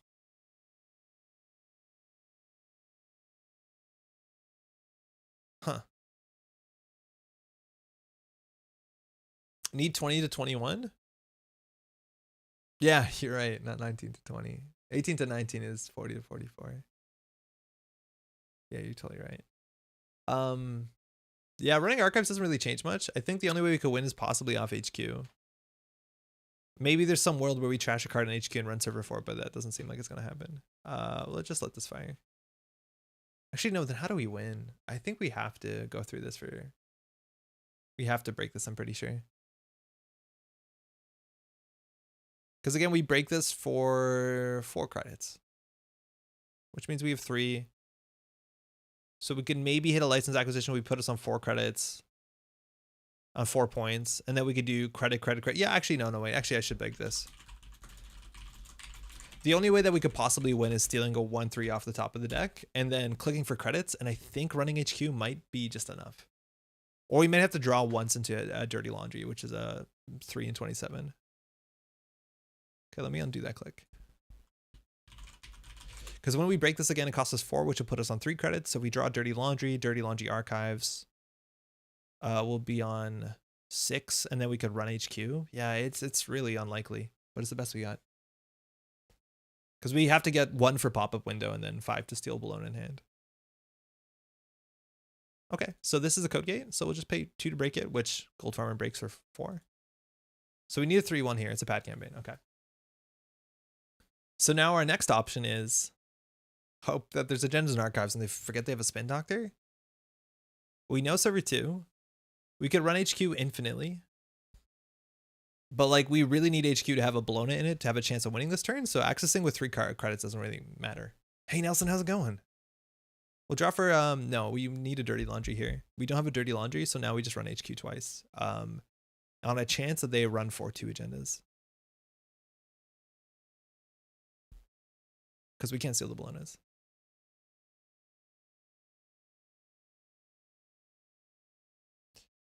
And that's probably it. And you just see, like, we're struggling to find ways to close the game on our especially in startup where like anoetic remote server is like pretty common. We're struggling to find ways to close it. I think there was maybe 1 or 2 times that we ran the toll booth that might have been too much. Okay, that's a daily quest. So there's no 4-point agenda. So we lose. We'll just run archive, see what's up. Nothing. Good game. Yeah, so you see a lot of the struggles, right? Like you see a lot of these cards, and admittedly, this is not like it did turn out to be a Glacier matchup, but the sort of economy required to install all these things with the clicks and credits doesn't line up. I don't think the prepaid obviously lines up. Plongi is very strong. The Egret's a bit slow and clumsy, and I don't think that Hushuk would have lined up too. There's just too much stuff to install. Hey, thanks, you too. But having a way to close the game on your terms would have been good because they did drop to 1 credit at some point, and they did draw a fair few agendas. If we locked the top of the deck, we'd been okay. So I think we need to make some changes here for sure. Now, certain matchups, like maybe this could be better if there's like it's a very slow deck. Like maybe if you're playing against something like an Architects of Tomorrow, these sort of card choices might be good. But I still think the economy is going to catch up with you. Let's make some changes. Okay. Whew. Kit's ability was like it doesn't always seem that's super relevant. It allows us to install our Gordian Blade and just face check, which was pretty good. Especially when we're scared to draft her in the early game. But otherwise, it changes how they play. Playing Kit in the year 2021. How's it going, Eric? Good game. Shaking my head. Yo, how are them spoilers been? It's been really exciting right now. It's spoiler season for Flesh and Blood. There's just too many items, let me tell you. There's just a couple too many items. Imagine you didn't play the worst code gate breaker in all of startup. That also might be a problem. Our code gate breaker wasn't amazing. That being said, if we played like Buzzsaw, I think we'd run into issues as well. I think Atman 5 is like what we really needed to be competitive there. You mess Sandre dropping an F-bomb. She's telling on me. I think we wanted to copy a deck, excuse me. It's mine now. Is bravado too much influence for Kit? Anthony, probably, yeah. Maybe not, but probably. Eric says it's a treat. It has been a treat, besides the Ranger cards. I'm actually warming up on the Ranger bow. It's okay, I guess. It's not great. It's okay. All right, so let's edit this and we'll make some changes. And again, the really good thing about startup is that if you go here to your collection and you hit startup, then you realize like the amount of options you got, it's pretty approachable. So let's do what we can do. Okay, we want multi-access, and the Maker's Eye is a sort of card that makes sense if we are playing prepaid voice pad, but I don't think we want to play prepaid voice pad that much, especially with this many events. Like I think we want to play Onicom. Like we saw that our card draw was lacking, and one thing we pretty much appreciate is some card draw. I don't like prepaid voice pad. I don't like Smart Word Distributor.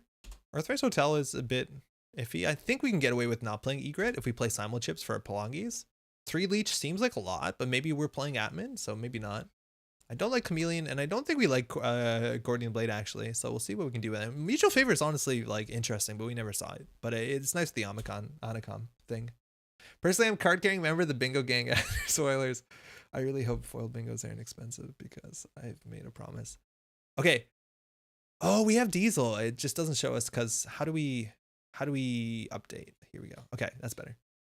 Atman plus Buzzsaw seems to be good. It seems like it would be good. You are going to run into issues where you are dependent on what's it called? You are going to be dependent on leech tokens, but definitely possible. So I don't understand why it says we have 0 diesels in the deck. Okay. Okay. Getting there. Verification. Not sure why do you ever play Mutual Favor and Kit when you have SMC. And on top of that, like we have access to Overclock too, which is really good if you play self-modifying code. I think the issue is maybe what's it called? Maybe it's RAM memory. Dirty Laundry, we have Jailbreak is okay. I don't think it's a card I'm excited to put on the deck, but it's definitely okay. Overclock I actually am more excited to play. And the Sure Gambles are in there. So we'll put 3, we'll probably cut it down. Maybe this deck is a decent one to make a video, yeah, maybe. Why don't we play Inversificator? It's startup, Eric, so the card pool is quite small. In terms of Shaper hardware, we have DZ, MZ, but I think we're going to limit the amount of cards that we want to install, so I don't think we're going to be playing Egrets as much. We do want to play Simul Chips, I do believe. I don't know whether 3 is too much. There's a chance that we'll be taxed out. If we have Atman too, it's like nice to discard the Atman so you can install it at instant speed. The DZs are worth considering, specifically if like MU is an issue. We're going to have base at 5 MU, but we'll see how it goes from there. And the question is, what is the best decoder? I do like Atman. I think Atman's really cool. There's not that much AI hate within the format. What's the only AI hate that we're worried about in the format? Like there is technically, in theory, there is wraparound, which is true because we're not going to play a Fractor, so whatever, that's a problem. Otherwise, there is technically Whoredom, but that's a code gate, so we don't care. Swordsman, I guess, is an issue, but we can Atman Swordsman. Actually, we have no way of dealing with Swordsman. Besides, actually, no, Pelongi will be fine. Okay, cards that are good. Rizeki is just good. Self-modifying code is definitely worth playing. Hagen? Did I say Hagen? Oh, technically Hagen. Yeah. Face check, you're right, Hagen. I meant to say Whoredom. I don't know what I said. Swordsman doesn't exist. Honestly, I played a ton of startup and know he plays AI hate. I'm not too surprised. Okay. So the Gordian Blade is just not a particularly impressive card. What do we want to play for Decoder if we don't want to play Gordian Blade? Like, are we straight up playing Buzzsaw? It's obviously quite good. It's really good. Like, imagine that we were breaking those drafters for 1. Like, it seems nice. Oh, Unity is like fine. Hey, I want my startup tournament. Oops, Atman. People probably should do some AI hate. Oops. Euler. Oh, Euler's okay. Oilers is honestly not great. Oilers is actually worse than Atman in a lot of situations. But Buzzsaw with Unity backup, I think, is pretty fine. Pay Unity, install 3 of it. You got to get the pantograph back in. Unity is not good if you're running 1 copy. It's okay if you're running more copies of other breakers, but I feel like the Buzzsaw is probably just fine. I think we can get away with this. We'll see. What else are we not running that we could be running? Again, we have 5 influence. Cyber Trooper Tile doesn't make that much sense. Professional Contest seems a bit slow. I don't like any of this stuff. Dreamnets, we're not digital, are we? No, we're cyborg. Verbal Plasticity Distributor, Dreamnet. Daily Cast is a good card. Man, this deck was running Daily Cast instead of the other one. That's a bummer. Okay. Legwork seems thinking about, yeah, we need some multi-access. Let's get a conduit in there. I feel like our MU is now going to be a bit crowded. I don't know what tab I'm trying to open. I guess it's this one.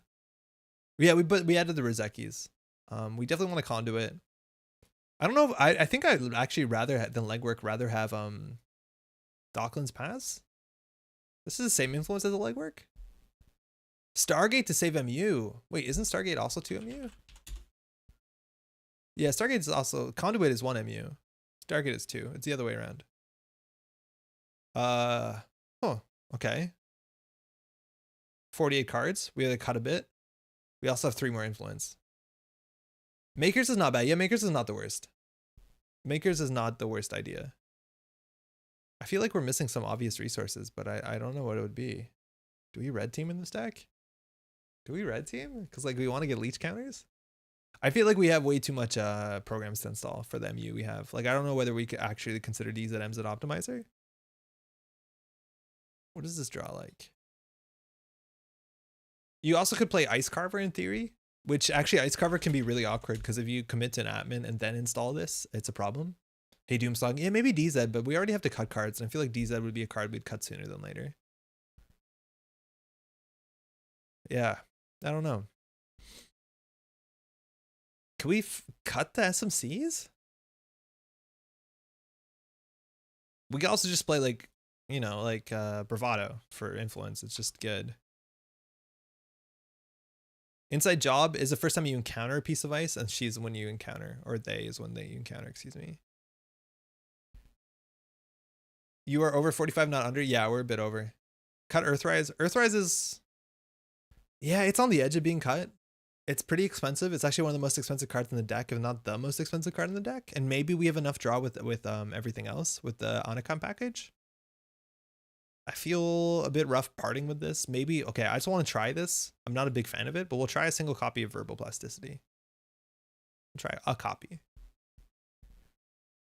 But we're still in 48. We have a bit more multi-access, but we have to cut something.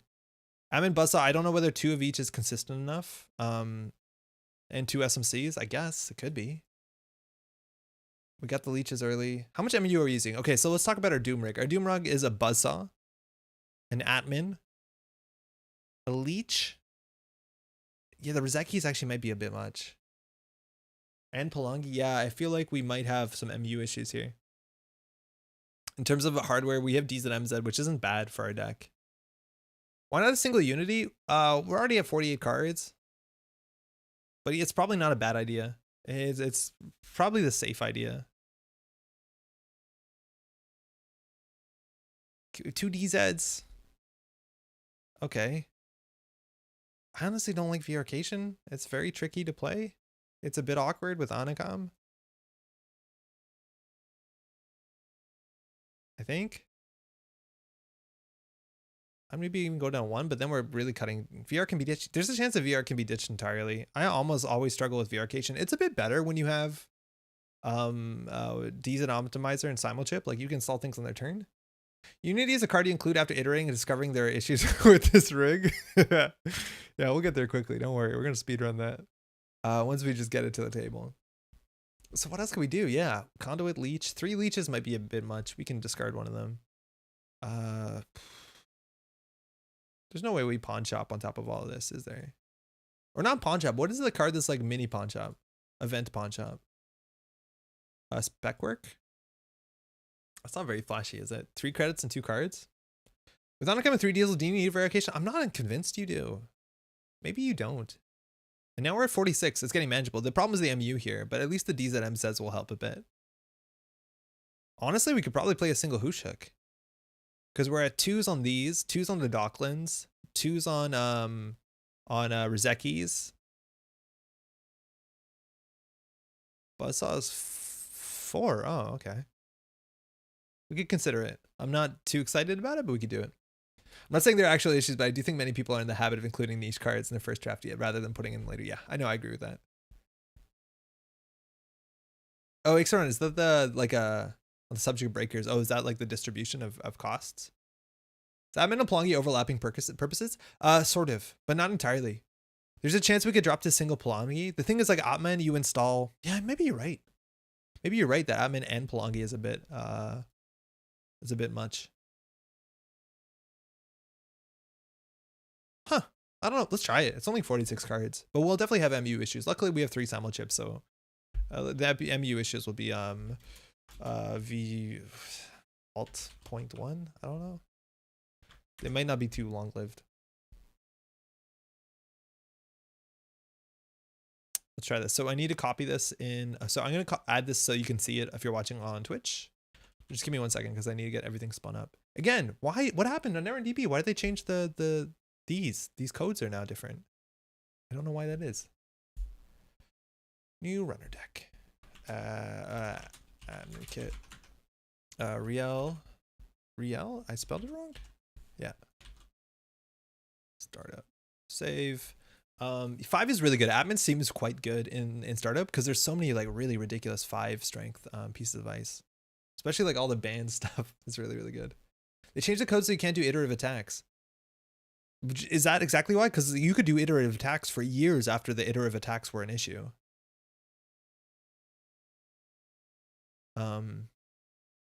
Is actually, on that note, is Keyhole working? Because I don't know if Keyhole works with the new codes. For me, Keyhole just shows as a loading semicircle spinning endlessly. Keyhole doesn't work anymore. Actually, check now, because I think I might have had it wrong. But there is a chance that Keyhole just doesn't work anymore because of the change in the codes. I need to tell my friend who made Keyhole. I just updated the list though, so maybe it'll work. I don't know. Startup. Yeah, if you didn't know, Welsh Bunny Girl. Oh, this is excuse me. I know who this is.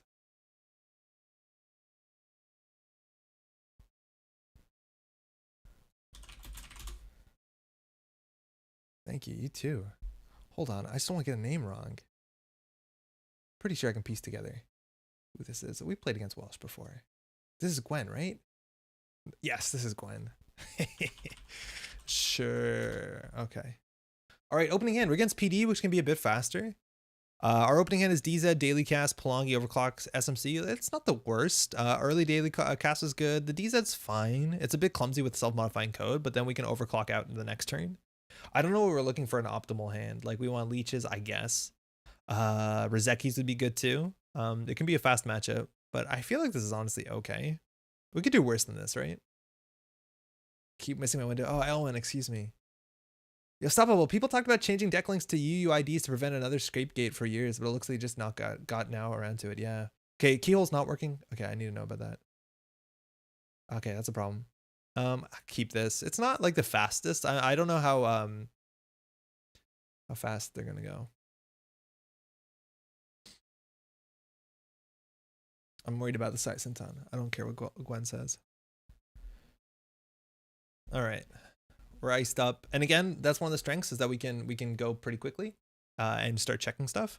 So I think we want to get down the DZ, the daily casts, and the SMC. So that means we can click to draw once. Hopefully, we get a creative. Sure Gamble does line up pretty well with that turn. I'm not too excited to install the DZ and not get value out of it. So maybe we'll just do daily cast and SMC.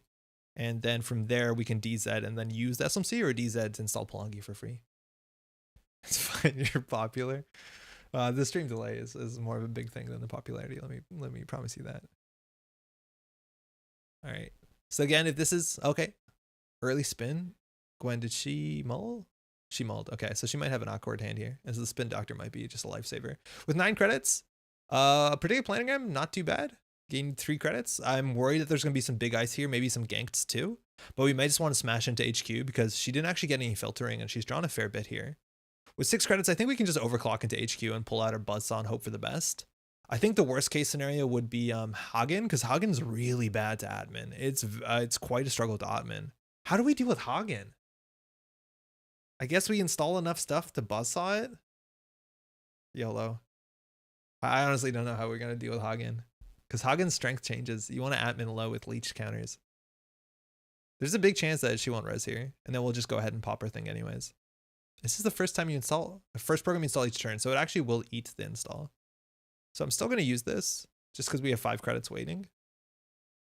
I forgot that we probably wanted to install the DZMZ first. That's on me. And then we'll pull down probably the Buzzsaw, right? Yeah.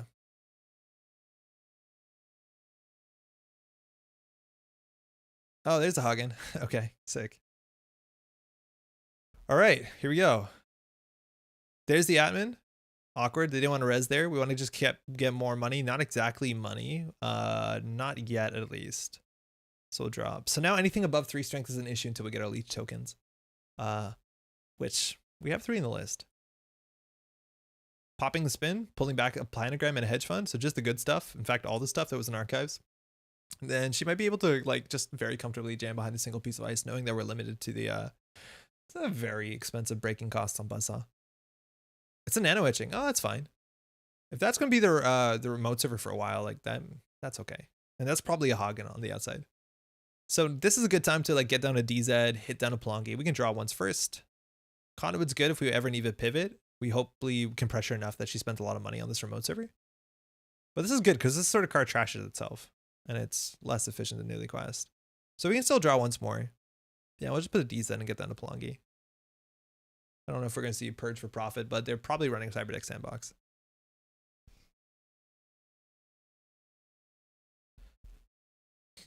All right, they drew 2. Now they drew 3 after mandatory and just hit the nano etching. So 5 cards in hand. We could consider smashing HQ. Again, they didn't res before we have the Buzzsaw. Now it could be a bit more likely for them to res. But we deal with Drafter really well. We deal with, the only thing that we don't deal with well is Hagen. It eats our Plongi, which is fine, I think. They spend money to, yeah, they'll probably have an agenda in here. It's an Eli. Okay, awkward. It's only 3 credits for us to break. Not actually, that's actually fine. Wait, 4? Why? Oh, it's 3 for 1 strength. Oh, okay. I think we'll click through this. I think we will click through this. We just need a single leech counter, or we can bounce and draw for leech counters. This is interesting. I thought this was 2 for 1 strength. 4 is not the worst. We used to break Eli for 4 back in the day. It's obviously very expensive. But we want to install a program this turn, so I don't want to really click through it. 4 is for standard. Yeah, Paperclip has spoiled us. I just let the end the run fire. Because we want to install a program this turn. I'd be okay dirty laundering through this. She's probably going to ice it up. Let's get a program down. That's okay-ish. So we can install Onacom and just dirty laundry archives. Not the best, but it does give us a card draw for Onacom. And it is technically money. Atman 4? Yeah, I guess Atman 4. Kind of worried about if Atman 4 is the right thing. Atman 4 is the way that we used to deal with Eli back in the day. Planogram, 3 cards. Ooh, wow, a lot of cards there. I think Welsh is going to build big remote. Icing up archives. Oh, no easy leech counters. That's the end of our daily casts.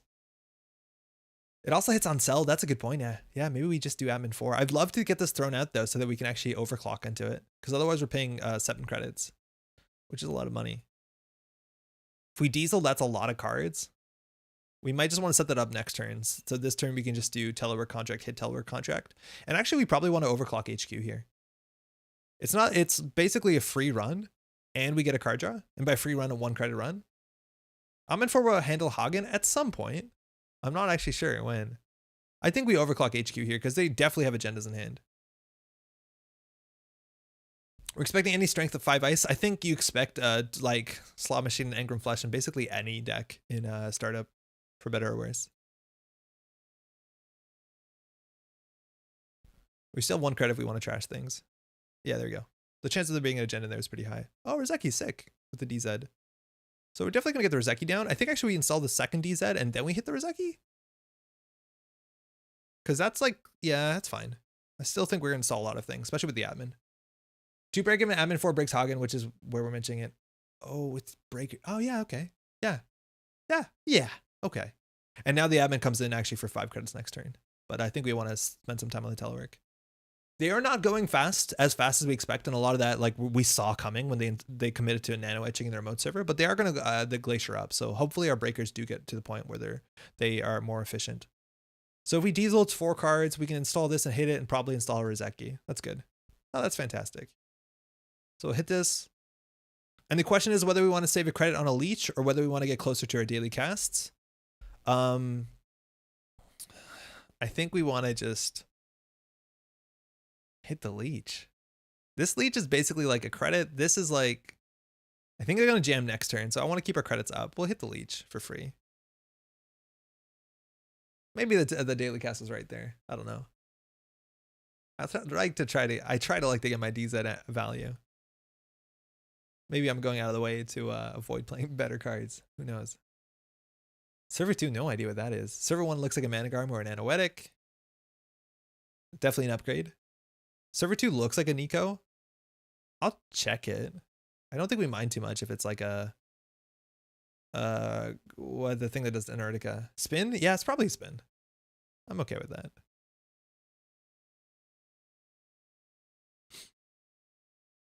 Yeah. She popped it, it's fine.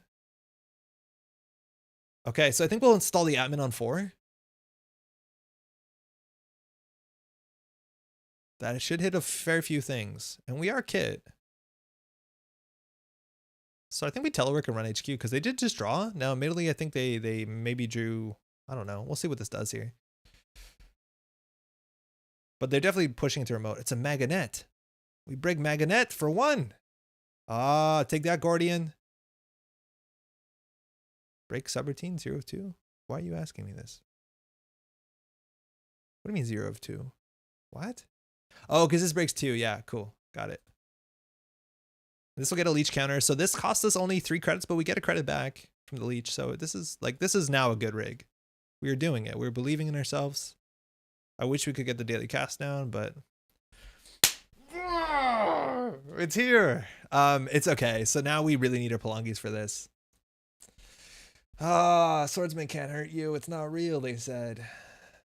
That's okay. We're prepared. We are prepared. This is a good rig. We'll be fine. Tranquility. Didn't expect it. And at this point, we want to pressure them so they spend money resing all this stuff, and then we just conduit and close the game. Hopefully. Again, we run HQ for... We know this is a Hagen. Again, another upgrade. Hitting the nano etching. Got good money. Another ice. Okay. Vindicated. We have no event in hand. Dirty Laundry HQ would be fine.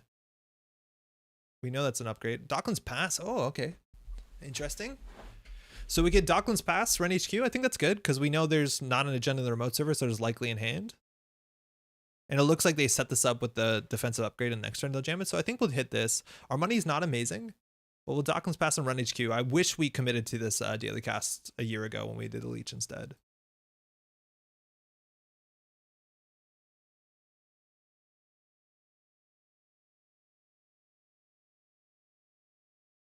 And we want to pressure them so they overcommit to this, and then we swing with the conduit. We also could consider breaking this to save a credit by using the leech counter. I'm going to do it.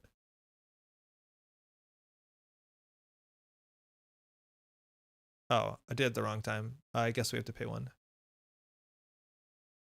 Yeah. Oh, wait.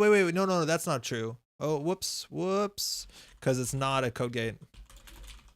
Finally not playing D&D in time to see this live. Yo, David, how's it going? Yeah, it's not a code gate. Counter. Virus 1. So we paid 2, so we're fine. So we're good. So 2 cards. It's a Managarm's Skunkworks. Honestly, don't think we can afford to trash that. Because then we have 4 credits next turn and we install the daily cast and click for credits. Straight up cheating. It's an option.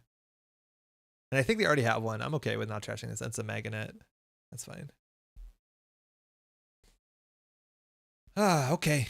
We need to get these down. We need to find another telework. A Bravado on HQ would be sick. A Dirty Laundry on HQ would be sick. And this Stockland's Pass is quite good when we can run this relatively cheaply. Kill it or he goes on R&D? That's fine if it goes on R&D. It's okay. You should have used the Plongi. I'm a bit like apprehensive of using the Plongi, but we could have used the Plongi and the Leech just to save a credit, but that just seems like a pretty gross use of resources. Overuse of resources. I don't know. Let me check. Yes. Yes. Totally. Not bad. Yeah, it's 2 for this. I thought I decremented by twice. But no, I decremented by 1 to hit the least counter. Yeah, that tracks. So that's awkward. That's cheating. That's the real cheating. Hitting up the nano etching. Now they're jamming their remote server. That looks like it's an agenda. They have 17 credits for this ice and probably a mana garm. Probably a mana garm. I'm assuming if it's an anoetic, they would put the mana garm there as well. So I think we're going to be okay with them scoring. This is getting a bit worse for us, but we need to draw and get these down. Dirty Laundry is great. Dirty Laundry HQ, the chance of an agenda is a bit lower. They've gone through about half their deck. We've only seen 1 agenda and 1 in the table. They haven't filtered heavily with Spin Doctor. If we Dirty Laundry HQ, we have 4 credits. Again, this is 1, 2, 3. So we actually gain a card and a credit. Yeah, we'll do it.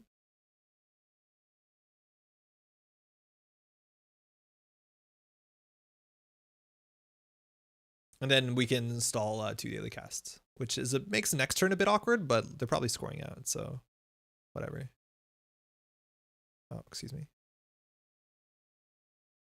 We can't trash a lot like that. Spin Doctor, Magnet. We do draw off the Onicom, which is nice.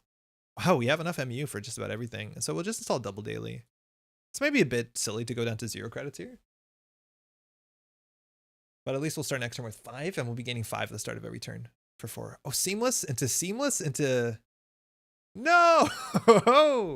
Yeah, this is a problem. They got a seamless back, score the sandbox, and they can jam next turn. So what do we know about their hand? We know they have a magnet. Then we know they have a seamless. Now they're pivoting to R&D. They are glaciering up. Hopefully that's the magnet. So now we don't have a Palongi, which doesn't matter, but we don't have a pawn shop or anything like this. At least we can get rid of this with a simul chip when we need to. So again, running HQ is for 3. We know 2 cards in hand. We know Spin Doctor. We know what's it called? We know Spin Doctor. We know a Mana Garm, actually. We know Spin Doctor. We know Mana Garm. We know Magnet, which might be here. So I don't really love running HQ. It looks like they're icing up R&D because that's where the game is. And I think maybe we do install the conduit. Bravado HQ, though, that's a different story. So if we Bravado, we'll only have 2 credits, which is not enough. So we can do credit Bravado HQ. That draws us a card. It's not an amazing axis. It's not a fantastic axis. But it is money and a card draw. I feel like if they have an agenda, they would have jammed it. I wonder if we just Bravado archives. At this point, we're really weak to Swordsman, right? And if the Swordsman hits, it's a bit of a disaster. I forgot about that. Well, not on archives. Do we Bravado 1 ice archives? If we Bravado, we'll have 2 credits, which means Buzzsaw can't deal with Hagen. Oh no, we can Atman Hagen. Yeah, I think we actually just Bravado archives, I guess. Not feeling great about this. I think there's some ice that can backfire, but I'm not that familiar with the startup ice pool at this point. Oh, it's a drafter. That's fine. That's 1 credit.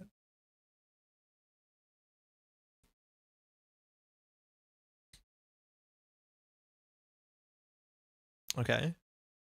So they threw out a Nico campaign. And there's a seamless in there too. So on 8 credits, we drew a card. Simul chip is nice to have on the table because it threatens the Plongi constantly. So I think at this point we could, like, I want to put that in the conduit. It's only 2 credits. It's probably worth doing. They know it's in the deck. Draw for creative. Draw for creative would be okay. We have 3 and 21. So 1 and 7. I kind of want to use our DZs though. I would draw for creative or draw for Zeki. That's not bad. Conduit after you threaten remote. Yeah, that's what I kind of want to do, but I do. She knows the deck list. Like, she's been watching the stream, so I don't mind playing the conduit. And then next turn we have the telework. Yeah, I'll play this for 2 credits. It's not a big cost. We're getting 5 credits a turn. And I think with the money we have in our breaker suite we have, barring maybe not having enough leech counters, like we can contest server 1 potentially. Especially if it's an anoetic, but I do think it's a mana garm in server 1. And as soon as they overextend on server 1, a Spin Doctor, okay, so we still know a Seamless in hand, which is a problem, and we know a Mana Garm in hand, and we're assuming Magnet on R&D, which is a good placement to eat the kit ability. Yeah, but maybe if they res this, like assuming they res like on Cell into a Brawn would be a problem. Brawn's 6 strength, right? We need double leech for that. Oh, that's why you don't play the conduit. It's okay. So now we're gonna camp the remote, and we're just gonna get money because we can beat just about anything besides Anoetic if we just take our time. Okay, so we need this on the table. We need this on the table. We need to hit this so we can draw once. Okay. Okay, cool. We can't play the SMC anymore now that we committed to the conduit, which is maybe a bit awkward. All right, so it looks like it's Anoetic Mana Garm. What are the ways to deal with that in this format? I think we just run this. We could run Archives for another leech counter first, so that we can deal with Brawn. So if we run Archives, it eats our gate ability. No, we'll just run it. Do we need more than 17 credits? I would be surprised. I'd be surprised, but I don't know.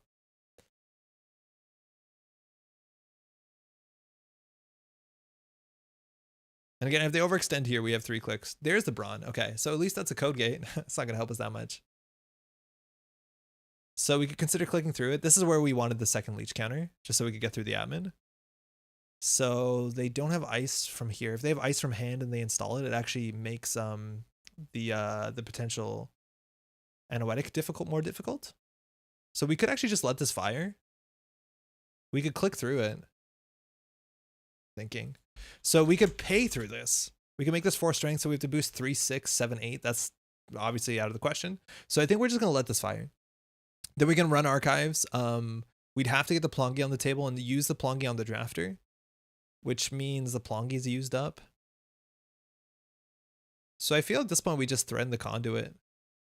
They can score out for not a lot of money, especially if it's a sandbox or off-world office. Like they'll score out and get points, and they need 3 credits to score out with a Seamless, even less if they have doubled, but we've seen 1 in the bin.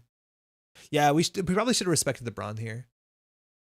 This is also probably why we want to consider playing a single copy. And we know this is a Hagen, so maybe we don't want to install another breaker, but why we'd consider playing another copy of an actual code gate breaker, like a Euler or whatever, or a Unity. 6 is a lot though. 6 is a lot. Huh. What do we do? We can just click through all of it, I guess. I feel like we could click through all of it. Then Anoetic fires, guaranteed, which is a problem.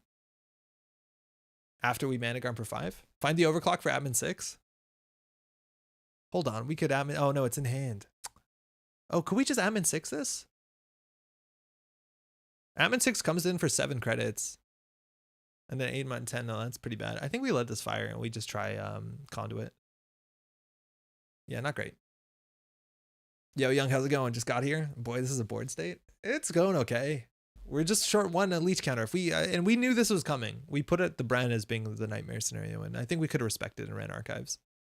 It would have eaten our kit ability, but not the worst. Because we could have got through this for 3 cards instead of potentially 7. That's how big of a deal a single leech counter is with Atman. Yeah, they just end the run. Fantastic. So at this point, I think we can consider conduiting. Just put the pressure there on R&D. Lock the top of R&D. They might have another agenda in hand. We know a Seamless in hand. I think there's a Magnet here. I think we're just going to conduit. Another Brawn would be fine because they didn't fire the ability. But this is a bit more Glacier. It's a bit slower, but this is definitely way more Glacier than most PDs you see. I think we're going to see a Swordsman somewhere here too, which is fine. If we get a successful run here too, we can also pivot to server 1. So this does get awkward for Welsh. Yo, Infusion, how's it going? We tuned the deck list the week. It's already like 10:30. I thought we'd play a Gnat deck. I think we're still going to, but I don't think we're going to have time to like build a good Gnat deck. All right, so this is the Magnet, which I don't think is a great res. We break it for 1.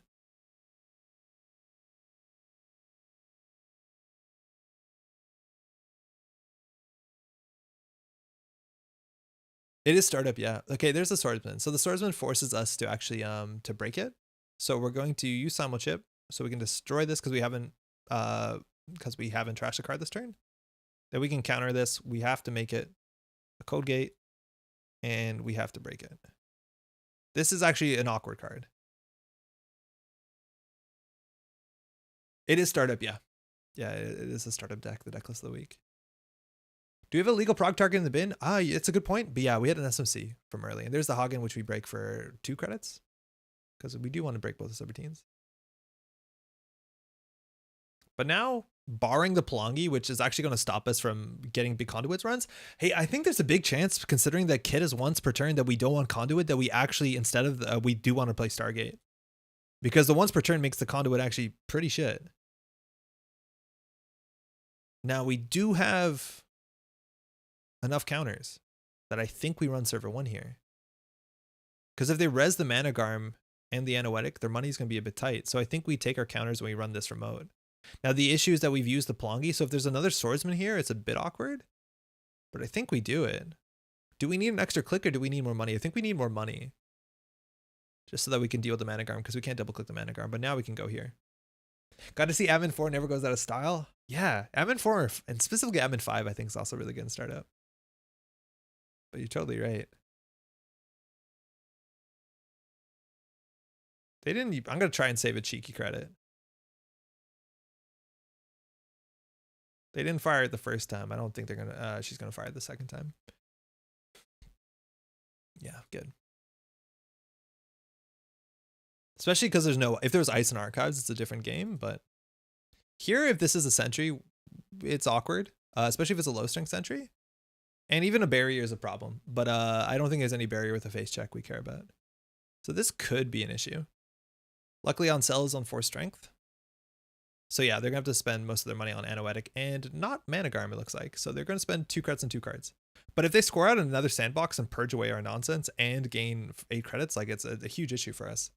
But we are forcing at least the Anoetic, which can be expensive, especially now that all 3 Spin Doctor are out of the game. Immediately if they score, they can return a card, but yeah, maybe we shouldn't have done that. They are perfectly 3 credits, so they need to score out an agenda that gives them something. Seamless, advanced. If like it's a 5-3, oh, that's actually okay. That's okay. That keeps our counters. Okay. Now we conduit. They're really encouraged to res something here. And if we can get more leech counters, at that point we would consider taking down the Anoetic before we can. Yo, Parallel, how's it going? I think we'll run conduit before they purge, because I think they would consider purging. It's sort of board state too, and again, it's hard when they have a lot of this sandbox stuff. Okay, this eats our ability, which means that we're gonna have to commit to oh, their money's bad. I think we actually can take down the Anoetic if we really wanted to.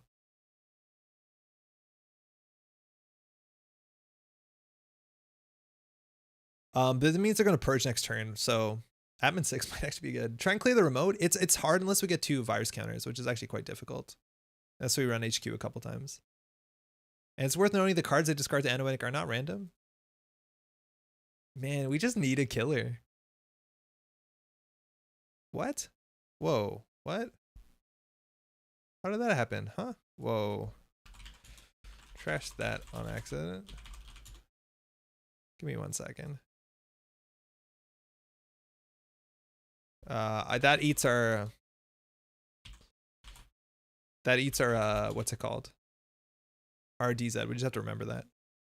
Atman 6 would pay for itself after a couple runs. Yeah, it totally would. And then it lets us lock the remote. I think it is actually worth considering. Code gate. The problem though is that it makes the Hagen bad. Then we have no good way of dealing with. Oh no, then the Hagen's an issue. Like that's kind of the problem. Is as soon as we commit to Atman 6, the Hagens become a bigger issue. Yo, we aren't at encountering yet, but also you can run R&D, then HQ, then clear the brand really easily. Yes, I think we will. We just need to get a virus counter here, and I wish we had a dirty laundry in hand, but these are not that expensive. Sandbox, sick. We'll take it. And a Brawn. Okay, good to know. We'll run HQ here. And we can take down their whole remote. Because they can't res the mana garm too. They're just short a credit. I don't know what I'm clicking on.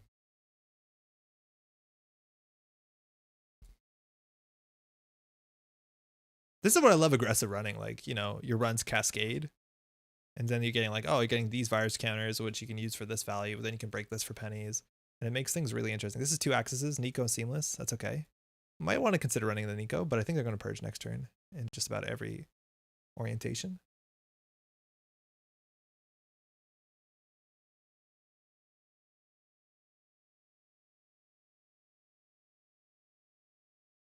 They can fire the first subroutine. I don't think it's going to be relevant.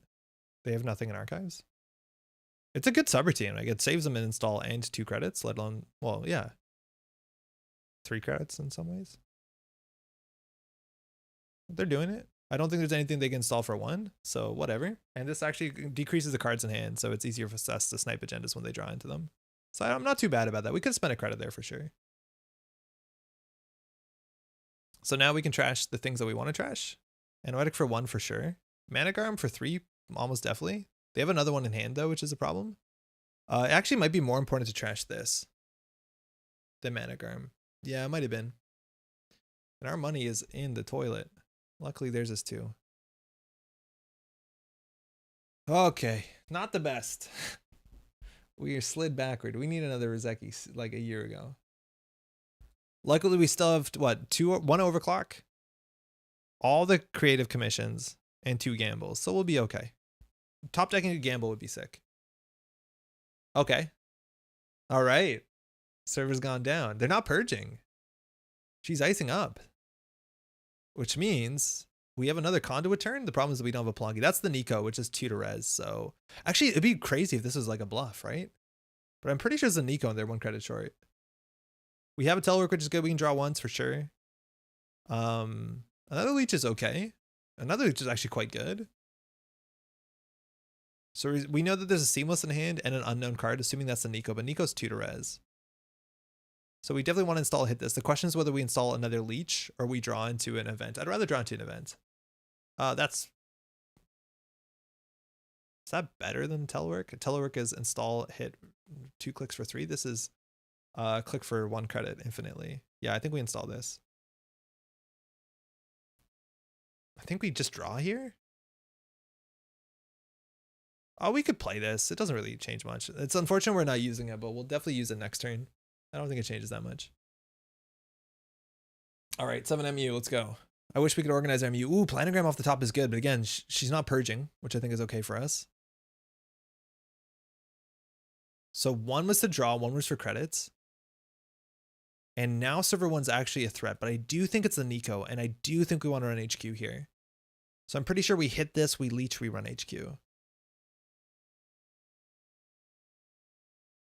What agendas are they on? Oh, I guess they're still on. Oh, no. Are they still on? Oh, the what's it called? MU? Yeah, we have to trash the Plongi for now. But yeah, MU will be a problem. The stupid clock agenda is still in startup, right? Because that's a problem for us. How's it going, Terrence? The clock agenda is still in this thing. Yeah, Vacheron's gonna be a problem that it's this late and we haven't seen a Vacheron yet. But the remote server fell apart. This will provoke a purge if I've ever seen one. Don't die to snare. That's going to be like a cool thing. We won't die to Sai Santan, we'll die to snare instead. We'll easily die to snare. Now this is a big deal because with 2 leeches, a single run powers us up through a run. You move Plongi to the top of stack. Did I really? Oh, damn. Hold on. Whoops. Hold on. I moved Plongi to top of stack instead of trashing it. I'll fix that after this run. Thank you. I don't think I would have realized that. Oh, they only have 8 cards left too. Okay.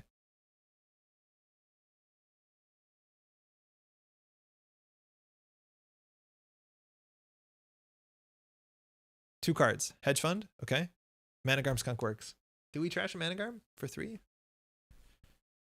That'll put us on 3 credits. We're going to draw a Palangi. I don't think we do. I don't think we do. I think we just always want enough to run the remote. And I don't think they can push the remote until they purge, unless the outside is a swordsman, which I'm honestly worried about. So I'll click draw. Discard the Palangi. Okay, so we're back. We can't hit this, so I think we just draw here. Again, we want an event every turn. That's good enough. We would actually consider doing that first click. The face down ice is most likely the brown they drew. I think so, yeah. Yeah, okay, it's the Nico. Good. They could have won there if they had double seamless. Now they're drawing 6 cards left. Double hedge fund. We haven't seen a biotic. 4 face down cards. Honestly, I think to some extent we want to check that as well. Okay. We have this in hand, which is good because we can always panic Atman 6 if we need to contest the remote server. So I think here we run archives. We run HQ. We have to draw to find another Palangi or Simulchip, which a creative commission can help us. But I think we draw once. No, we hit this. We don't have to run archives. Not until we it's a threat, but we definitely run HQ. We'll start there. Oh, I guess we'll start here. We'll run HQ for sure. Man, this Docklands has been sick. Docklands, it's really hard for me to build a startup deck that doesn't have a single Docklands in it, at least. When legwork is the same amount of influence. No, thank you. Excuse me. What is this deck? When it gone? We just tuned up the. It's our version of the, not tuned up, but it's our version of the deck list of the week. It's a startup.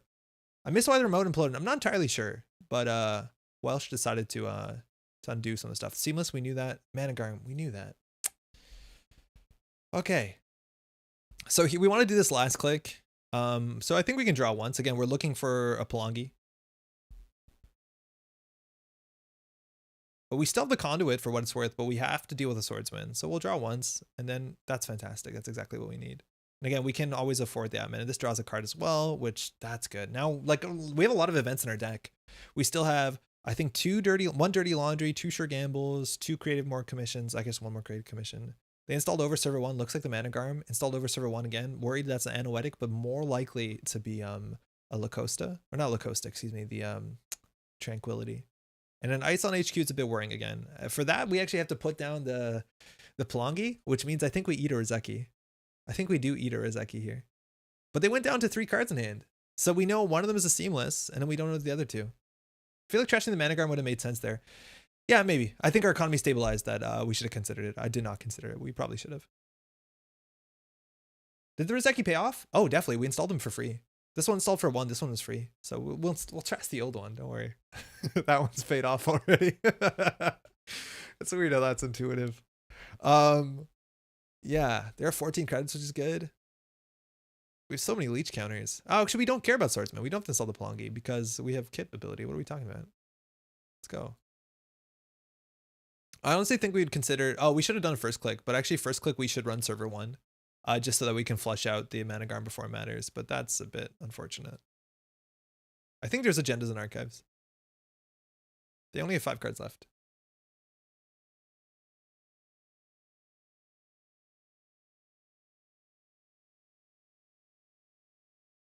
And to some extent, we actually want to get the Atman in the bin if we are going to Simulchip. I don't think it's going to matter because I don't think there's too many surprises, he says. Not hitting a tier yet. Yo, Janktivist, joining the party a little late. Looks like some startup. Yeah, the deck list of the week was a kid deck. Oh, that's a huge hit. Which it got us some inspiration. And there's a seamless, which we know. So we know the other one's a seamless. We definitely want to hit this. We want a creative commission. So we have a click. A Simulchip would be a sick draw here. Another Palangi is just about as good. So we'll hit the money button. We'll hit the money button. And that's good. Because with that, we draw 4 cards, which is a third of our deck. I have to keep moving my face. We need to go to server 1? Not right now. Because we know it's a Managarm into Tranquility. Now we do. Double seamless? Yeah, but there was already an asset there. It was on top of a Nico, right? This is an issue because of the Anoetic. Okay, thinking. So we could lose here. Because we didn't flush out the... I think we're going to pay for not trashing the Managarm. 1 card left in R&D. Aldrich, how's it going? 3 cards. No, it's actually 1. So if this card is exactly a trashable, we run R&D, we win. Let's talk about the trashables. And Tranquility Grids, we haven't seen that much. We haven't seen all of them. We haven't seen all the Nico campaigns. We've seen all the Spin Doctors. There are face downs, so we don't know. So if we run this, we can run this at least once for pennies, and that forces them to throw 2 cards out, which won't be the seamless. It causes them to spend 2 credits. We have to spend 5 credits, which is probably fine.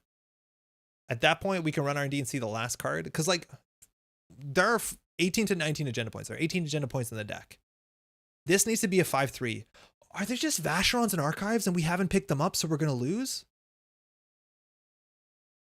Whoa. Can we run this remote server 3 times? I think we can. Yeah, I think there's agendas and archives, but I'm pretty sure they're Vacherons. So say there's 9 points of Vacherons, 9, 10, 11, 12, 13, 14, 15, 16, 17, 18, 19. So maybe there's 1 fewer Vacheron, 1 more 2-pointer. But yeah, I think they might have thrown the Vacherons out. The thing is, like, they have to win this turn or they're not going to win. Vacheron archives. Oh, Vacheron doesn't fire from archives. Okay, touche. So if we run server 1 and it's a mana garm, I don't know what this ice outside here is that we have to be worried about. In theory, anything we can break anything, straight up anything. The question is, we can't run this too often, but if we run it first click, this is 3 credits and this will be some amount of 3 credits. Hell, even if it's a tier, it's like, what, 4 credits? That's fine. And then they res the Anoetic and then they res the mana garm probably, which cost them 6 credits, right? No, 4 credits and 2 cards. 4 credits and 2 cards. From that point, we can install Palangi, run HQ, and then we'll see their whole hand. And if that doesn't win, so that's 1, install Palangi, run HQ, that's 2, 3. We're 1 short of running archives. Huh. Remember to count to 18? Yeah, I think I did. I think I counted to 18, 19. So if that's the case, I think we'd actually install Atman 3, and then we'd run HQ, and then we'd run archives. And I think that guarantees us to find the winning agenda. Because 2, 4, 6, 7, 8, 9, 10. So there could be 11, 12, 13 in the remote. That's the most. So there's 5 more agenda points.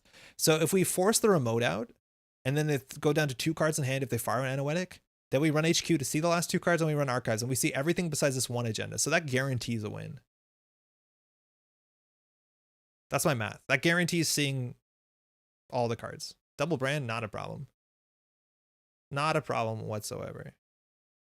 Do we want to use our leech counters on this? Yeah. But I think, yeah, we definitely use the Buzzsaw. It is cheaper.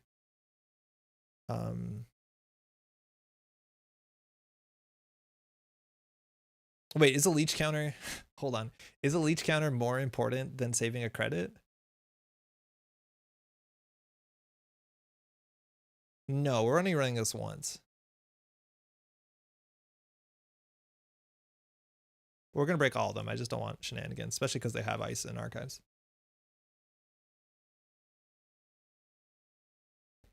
I think we took on a bit too much risk there. We didn't have to do it like that.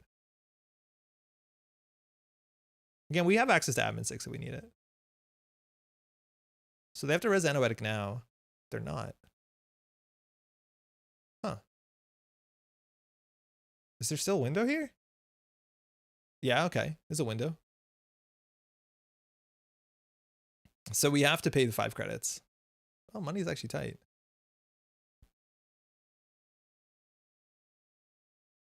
I didn't check if money was tight enough or not.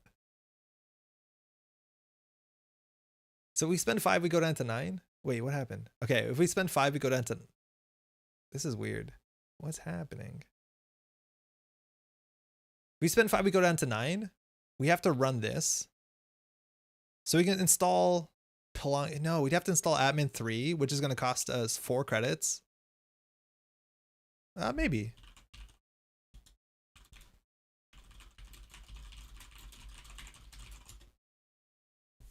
Actually, we might be tight on credits. I think we have to pay 5 now to force the money. Actually, maybe not necessarily. Because we could always just like go 50-50 on HQ and see half of HQ. I think there's agendas and archives.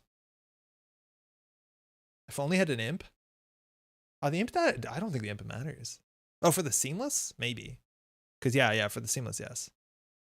Think. Let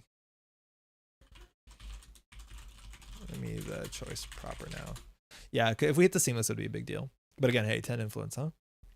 So, okay. Imp the last card in R&D. Yeah, that's an option as well. Okay, so if we go down to 9 credits, again, we have to install our Atman, which would be 4 credits. So we'd be on 5 credits. Running drafter. The other options install Pelongi, run archives.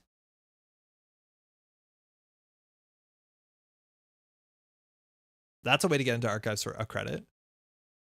Okay, so we'd be on 9 credits if we paid 5. We install Atman for 1. We make Atman 3 strength. And I wish we had some assignment chip. Go back in the last time and put the imp in the deck, then imp plus card. So we Atman for 1. We have to get this 3 strength, so that's 4, and then we have to break this. So it'd be 4, 5, 6. This is 7. This is 8, 9. So that'd be all our money. So we could install down the Atman and run HQ and see every single card. But I'm pretty sure for them to win, they need to keep the 2 cards in their hand to be 2 seamless launches. Unless it's exactly 1 seamless launch on the top of R&D. Oh, that's wild. So I'm pretty sure the right play here is pay 5 and just run archives. Because the only winning play for them is to keep a hand of 2 seamless launches, which means there's no agendas in hand. So I'll pay 5. Then we'll just install a Pelongi and run archives. Right? Am I missing something here? Oh, this is a problem. I'm just gonna end the run. Oh, this is 6 times. Okay. Because the only way that they win is they do advance seamless.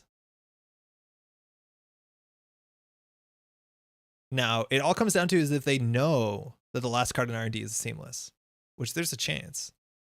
So I think we just install a Pelongi for free, run archives. And then we have a click left to do nothing. To click for credit, I guess. So it comes down to the last card in R&D. This is wild. So I think we just trash a Rizeki. Install Pelongi, run archives. If last card in seamless is archives, then the game has to win. Yeah, I feel like that's a logical conclusion. I feel like the game was in archives for a while. There's no way that there's this few agendas. Byroid. Continue movement. Let's go. I guess we could have dieseled there actually for a dirty laundry. That would technically be the better play. It's a Vashron. Doesn't fire from archives. Wasn't Atman 3 for archives plus HQ line? We didn't have enough money on 9. How's it going, Ian? Hey, good game. That was a fun one. Whew, I don't know whether that got in there. 104 credits for the runner at 83 corpse. I don't know if that got in there through the discard. What's the last card in the deck? An agenda? Or the last seamless? Yeah, I think Atman 3 we were just short credits, right? Because we were on 9 credits. Atman 3 installs for 1. We have to boost it to 3, so it's 4. And then this breaks for 2, so it's 5, 6. And then we have to break this for 3. It's not possible. Ooh. If I steal that, you deck out. That's wild. So the last card was a Vashron. And while it wouldn't win us the game, then they would have decked out because they had to draw a card that didn't exist. So running R&D actually as the last was totally the right play. And this is like a really big thing where it comes down to counting the agenda points, like understanding there's 18 to 19 agenda points, trying to math out where the final cards are. That was really fun.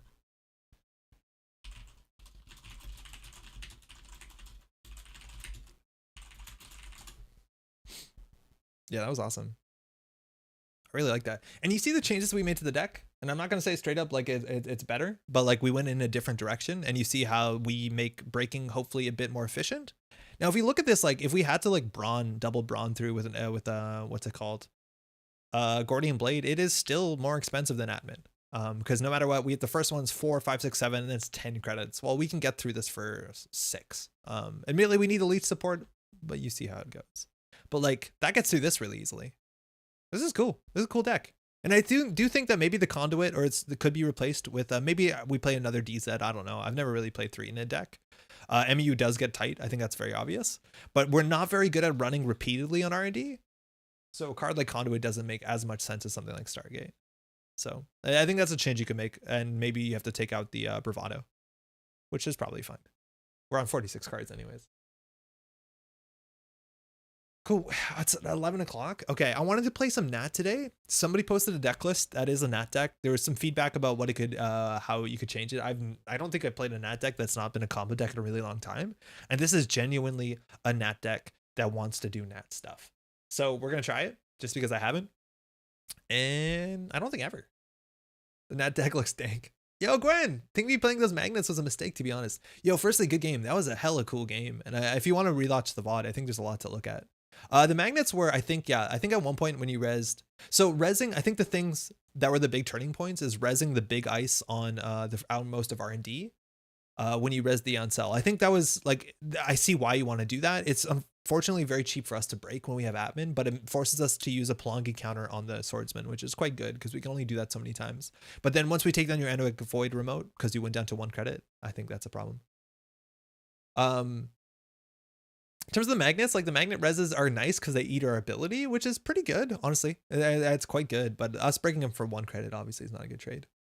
Is it because Sokka was speaking about it on stream? I know Sokka played the what's it called, the Kusanagi stream. I haven't seen his last stream yet, whether he was talking about this Gnat deck specifically. I saw Sokka play an Oba deck against it, and it was sad. Yeah, it's a struggle for Gnat to play, and I don't think Gnat's particularly good. And I don't think Gnat's archetype has enough payoffs for it to be considered, considering there's just so many archetypes on the other side of the table that you're going to struggle to interact with. Like inherently just not having cards in hand is bad because you don't have options. Trading cards in hands for 1 credit a turn, compare that to like a Rozeki or to a Paladin Poemo, like it just doesn't track for me. Luckily though, you get to play other payoff cards. I just don't feel like the payoff cards are significant enough. Guinea Pig though is quite good. There's also like a lot of interesting choices with this deck. Stim Dealer is kind of cute, for sure. And you need to pawn chop this or be lethal, but this deck doesn't feel like it can that easily capitalize on having that many clicks, because it's actually very similar to the last deck that we played, the Decklist of the Week, where it does not have really strong pressure multi-axis to close a game. Stim Implants is the most we have, besides Divide and Conquer, which is not a particularly good card. But Stim Implants is really cool, but if we don't have a lot of cards in hand, it's hard for us to do a big dig with this. Actually, one of the values of this card is it's one of the easiest ways to get cards out of your hand, which sometimes actually is a struggle for Nat. I see when someone wrote Nat with an NAT that they meant Nathaniel Nat, not Nat with a G. Why not just use Lu? Well, honestly, like, well, if we're playing Nat, we want the ability to fire. Like we want to play the support cards like Guinea Pig, cards like Cradle, cards like Emptied Mind. So for that reason, I wouldn't play Lu. But the question we're doing here is not like what is the best mid-range Anarch, whatever. It's just like, what's a Nat deck look like, you know?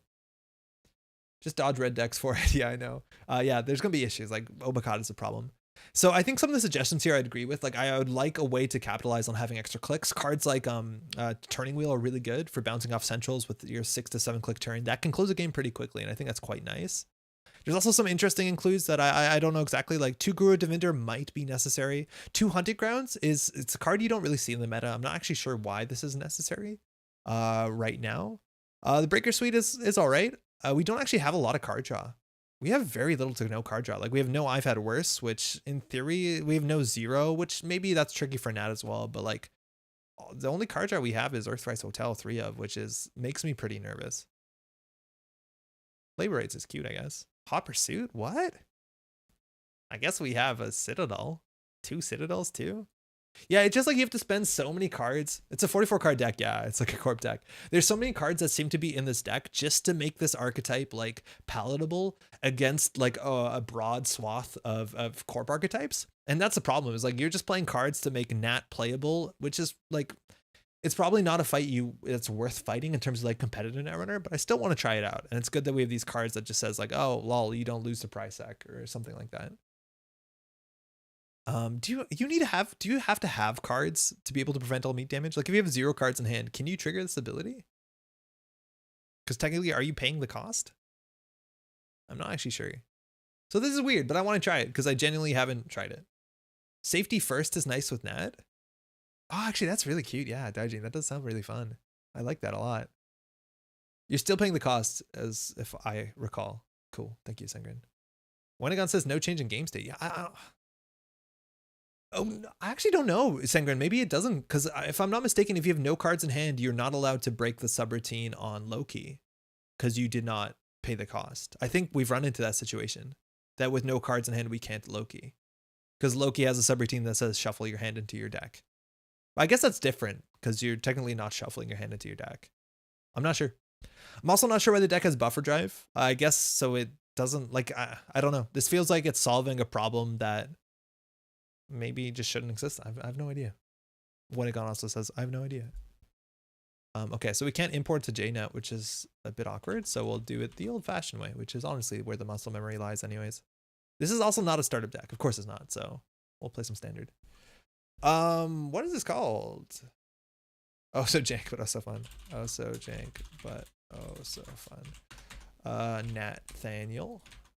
Save. I'm not going to update keyhole because it doesn't work. So sorry. You can find this on the front page. Not the front page, but if you go to deck lists, this shows up pretty quickly if you want to follow along. Pretty sure it still works, but I also don't want to open up the CR. Here, let us hit runner standard. Okay. So let me see if we can hit the deck list go. I swear, Big H, you're playing some grinder Jinteki net damage deck. This is not going to be a fun day for me. Ah, got him. We don't have cards in hand. You can't see what our hand is. Thanks, you too. All right. Let's see what Salem is up to. You believe you can shuffle a hand of 0 cards? I was told you couldn't last time we hit that interaction. This is Harsashandra. Pretty excited about that. Kyle, what up? The only restriction is you still need enough cards in your stack that it can be considered shuffling. Complete image, won't even have to guess. Yeah, we have Guru for that. So this is our opening hand. We install Empty Mind, we guinea pig. Profit. It's that easy. It's that easy. We don't want to draw. This is sick. I think we play the Guru Devinder. Yeah, I think we keep it just so yeah, this hand's fine. We basically play Guru, play Empty Mind, guinea pig, draw card. Reveal the grip? Yeah, go ahead. We're always tagged if we have no cards in hand. 17 influence, near a hub, let's go. So they have a pretty consistent ice suite. We played Harsashandra on stream like 2 weeks ago. It's actually quite fun. Jank versus Jank. This is how Netrunner is meant to be. Okay, so Emptied Mind, Guru, see ya, draw a card. Perfect. So we have access to Fractor. We have access to Gnat's ability, which is just a Rizeki, but hey, it's free.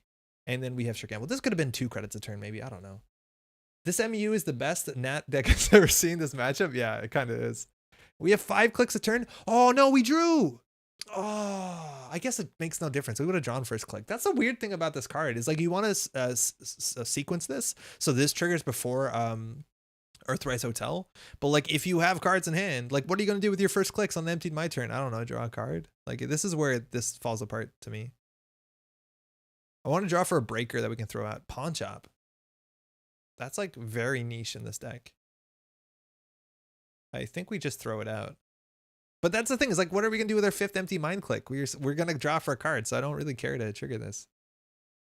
Sell Emptied Mind. Oh, actually, yeah, I think you're onto something. We have 3 of them. No, you're totally right. We have more money if we play both of them. Second Gnat trigger of the game coming up. Perfect Gnat value. 100% credits. Server 1 has a nice double advance. Oh. Okay, let's dive in Ertica Cipher. The ruling on Loki mentions you need cards in stack so you can shuffle, but you can shuffle 0 cards from grip into break. I think we might have been lampooned, but Power Guys, thank you for that. I feel like we might have to check the tape to see if that is actually the case. Okay, I don't think we need to trash this. If they see what it is, that's so be it. But I think we just want to run it. Like we're immune to damage. We have 18 credits. We only have a Fractor, which is a problem. Yeah, that's fine. We definitely want to find one of our tag removing cards in this matchup. No, that's a tag. That's fine. Enjoy our guinea pig. You've seen it. Is this a Bologna? It's a Bologna. Remove tag. How does this kid have $300? Just has so much money. Oh, what the? This matchup is wild. How are we finding the best cards for this matchup over and over again? We have a hunting ground. That is sick. If this is a Bologna, they can score it out. I'm pretty sure. I'm pretty sure they can score it out, but I think we just hit HQ here. Nat's basically Rizeki. Why didn't no one ever tell me? And Rizeki's a good card, so Nat seems like a good card. I think we just Hunting Grounds run HQ. Hunting Grounds turns off the one encounter on Turnpike. It will turn the on encounter on and also like this deck has all the on encounters. It'll turn off the one where the guy's yelling. Funhouse. Norb. I think we'll just hit HQ here. Like if they scored a Bologna, I don't oh, take clicks. We have to do that for we did an illegal maneuver. That's fine. Yeah, we'll go. Delete this. We're going in. IP block doesn't do any. I'm kidding. We don't have an AI. There's the IP block. We'll just trace through this. There's no real reason to install pay-per-click. Hunting Grounds to prevent the one encounter and IP block is not relevant for this deck. No, thank you. Trace 3. We'll have a tag, so they'll see all the cards in our hand. I'm kidding. Oh, sorry. No, we won't have a tag. They still saw all the cards in our hand. And we still have money. Retribution. Okay. All right. They're trying to destroy our stuff. That's fine. All right. And this is the issue where you draw cards, and then you're like, wait, I'm Nat. I don't want to have these. They can't score Bologna now. This looks like an NGO front. Yeah, there you go. That's fine. And I wonder if they're going to public trail us. Install advanced events. They just keep jamming. So this costs us a click and 2 credits to get through. I think we pawned the Guru. No, because we're weak to complete image. I don't think we can afford that. So we'll Nat for credit. We won't pawn anything. Okay, so if you run this, we just have to clear the tag. It is equally likely to be a Bologna and NGO front. If they retribution us, we don't have breakers. I'm worried that they're going to lock down us, that they're playing like Keegan Lane shenanigans, which is a problem that we have a paperclip in the bin, but what can you do? We don't have card draw. I wish this was card draw. Runs. I think we're running this. I don't know if it's another NGO front. I honestly don't know what's happening here. It's not that expensive, but like we got really lucky on our opening that we got like 3 economy cards. I feel like they're gonna get locked down. They would have rezzed the IP block. Yeah, some people goof that though, but I hear you. If we steal this Bologna, it's a fly on the wall. Okay, I guess we're not getting all seeing-eyed today. That's good. So we want to make sure that we always have more than 8 credits so they can't all seeing-eye us, or they specifically also can't exchange of information when that's a relevant threat. So we're also probably sure their agenda suite's like almost entirely 5/3s and some 3/1s, but maybe not. If we install this, we go down to 5. If we hit it, we go down up to 9. That's probably fine. Nat value. We have 100% Nat efficiency. I'm actually so excited for what's happening. Yeah, Pat, well. How's it going, man? I mean, if you're on Rake Sheet or IP block is generally not great. It's okay. I think you'd consider it because it's just a good card and Harsa Chandra cares. But we're on game point, eh? Now we have to win off of a divide and conquer, and it's going to be the absolute sweetest justice for a little, I think, Portuguese boy. Brazilian specifically.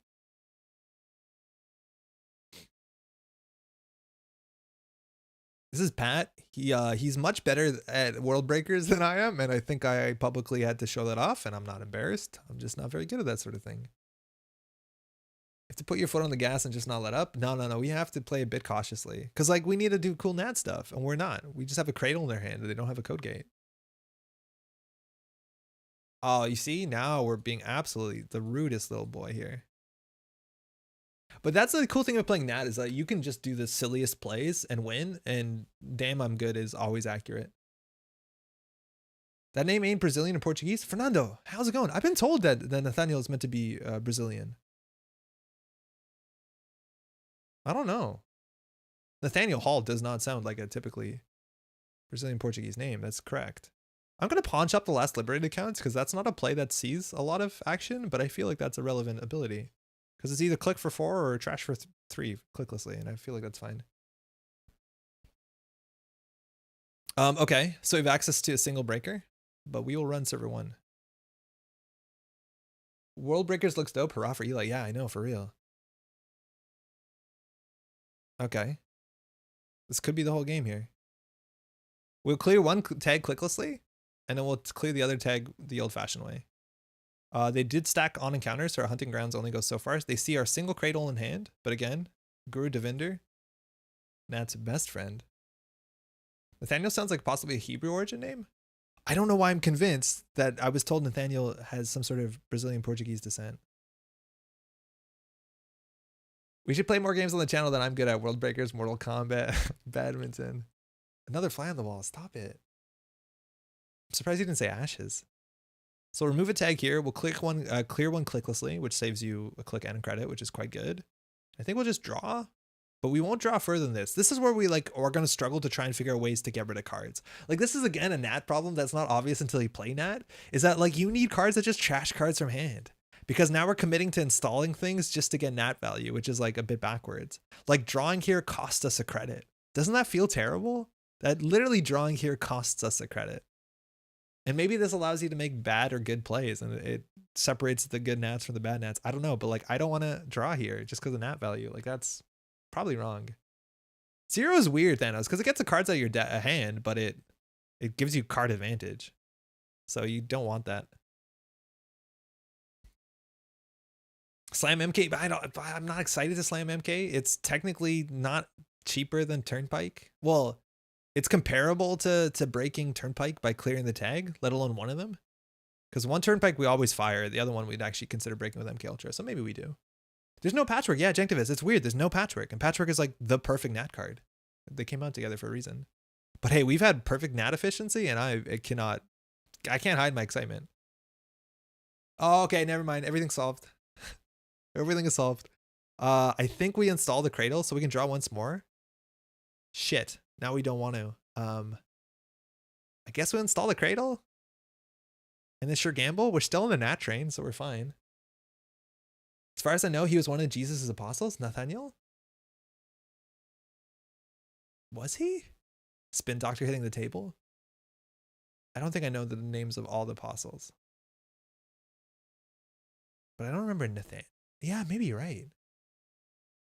A single advance is really strange because that doesn't line up with any of the cards so far in the deck. But if they do advance, score a fly on the wall, exchange of information, we're in a really bad spot. If you miss one Gnat trigger, you're forced to concede. I'm aware that, I'm glad that we both are aware of what the stakes look like right now. I think we just install MK Ultra, run it. Oh no, we install MK Ultra Guinea Pig, run it. This is absurd money. Ignore triggers are the new push your luck. Use hunting grounds, please. We'll break one of them. And then the second one will clear clicklessly. But I'm pretty sure this is an NGO friend. At least it's not a full value NGO friend. Guinea pig to trash MK? Wait, did I install MK? Like an absolute... Oh. Why? So every once in a while, it's really good when you make like a video, you do a live stream to like do something on purpose wrong, just so that there's a lot of engagement. And then there's like, you know, chatters and comments in the YouTube comments. So that actually was very calculated. Yeah, that was a good play. Yeah, in theory, you throw this out and you install it quickly. We wasted a click, which is worth not a lot because we don't want to draw. We still haven't conceded yet. Throwing clicks for content. That should be our new series. Breach server. The NGO front, fine. We still have the credit lead. We will draw here. Fantastic. You see, we would have drawn another one. It would have been super awkward. So this is the point where they're going to consider public trailing us, and we can dodge one public trail. We can dodge two. It'll just be a problem. Liberty accounts. I don't know if we have the full suite of 3. We do. Fantastic. Great news, everyone. Public trail on last click? I'm taking a tag. Wow.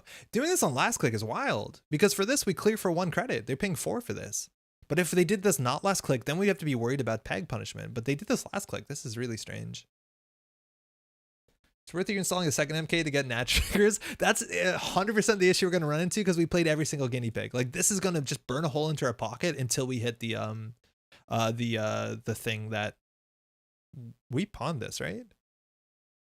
I'm so worried about a lockdown, but I think we actually do pawn this. Until we hit the bio, whatever the thing, they want to see your hand. Yeah, I know. So they can focus group out a single MK Ultra. I guess we draw and then let them see our, like, this is bad. Ooh. This actually means we have more Gnat triggers, so we haven't lost the game yet. This is akin to clicking for a credit, installing this. The ASOS Pawn Shop is actually sick. ASOS Pawn Shop is the coolest part of this deck because now we can install things that cost less than 3 credits. Complete image might be on the board. That's totally fine. We have a guru. They'd have to double complete image us, which they can't because it's terminal. Oh, the tag. Yeah, the tag is Citadel. We're fine with the tag. And we didn't run, so the credit differential doesn't matter. But yeah, we're safe from meat damage for a bit, and we're safe for net damage for a bit, and we can afford guru. 24 cards left, and we don't have a Stargate. Like, it's so awkward. Like, we should be running HQ. So the order operations matters. We'll do Gnat first, infinite Gnat value, and now we're gonna get scared because we're gonna draw into 300 cards, and we're not gonna know what to do with them. Like, now things are bad. Why is this in the deck? I don't know. I honestly don't know. But let's just win by divide and conquering. Nobody expects this Inquisition. Whoa, subcontract. They really want to hurt us. All-Seeing Eye got thrown out. On sell? What is happening? That's from R&D? And we don't see an HQ card? Oh, Retribution was from HQ. Excuse me. Okay. That is, they want our programs dead. This is such a cool card. Just run R&D to win the game. Damn, I'm good is accurate. And Cell means ganked. Yeah, I'm worried that this is ganked. I think you're right. Okay, so we can definitely draw. Stim Dealer. Well, this gets cards out of our hand. Our credit differential is not looking fantastic. Gonna install that, that's for sure. And I think we're just gonna click for credit because we're still on perfect Gnat. So what does this do? Okay, so it just gives us a couple extra clicks. Fine. Fine, we sell it, it's fine. I think we'd take the brain damage to get cards. What is this deck? It's a Gnat deck list on Netrunner DB called Oh So Jank but Oh So Fun. And we had the best matchup you could possibly imagine. Anytime I see on sell and NBN, I immediately assume gank. I think you're on the money. I'm worried this is a news team. I don't want to run server 3. That is weird. All right. If we get the ordering wrong, do we pawn something? No. 5 clicks. Unlimited power. Best buffer drive recursion target? No. Guinea pig. I'm not excited, but guinea pig. And now this is a struggle because we're going to struggle to get Gnat value from this hand because we have to install all these cards. There's no way for us to get rid of them. Pretty Rich Boy? No, I don't think so. Running the server is going to cost us a lot. Like, what do we do? Buffer drive for... Like, the fact that this deck... Does Turning Wheel still work with Divide and Conquer? But the fact that this deck doesn't have Turning Wheel... Oh, man. I think we want to run the remote. Oh, our Cradle's terrible. Run R&D. Selling Cradle might be correct. Actually, it might be right. Yeah, the Cradle's really bad here, but then we're committing to installing a second one. Yeah, maybe you're right that we actually do sell the Cradle. That's bad though. That's not good. Because then we install another one, so we're basically losing a credit just to get this out of our hand. Like, that's a problem. Is like we're jumping through hoops to do Gnat, which is not that great of an ability. We have Liberated Minds at the bottom of 21. I think we just run the remote. I don't know what code gates they would have in this deck. Like, it's like Peeping Tom and Waver and weird stuff like that. Which if they hit a Waver and they trash your hand, like, we're kind of excited.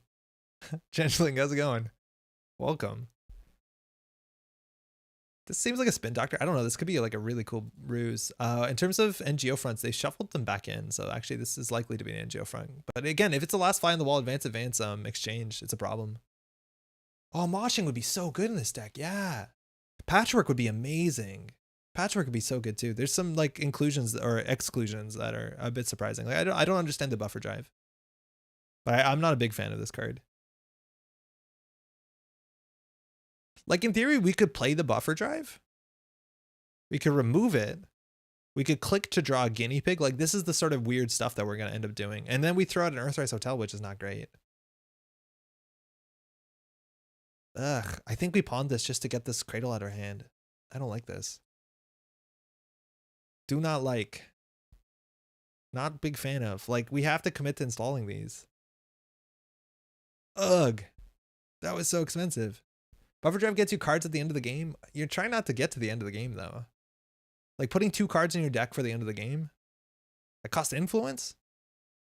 I don't know.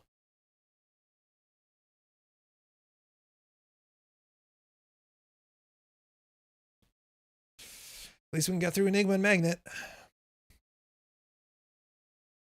0, I don't know. 0 seems like a problem because 0 is card draw. Authenticator. Oh, wow. Yeah, right. Use Hunting Grounds?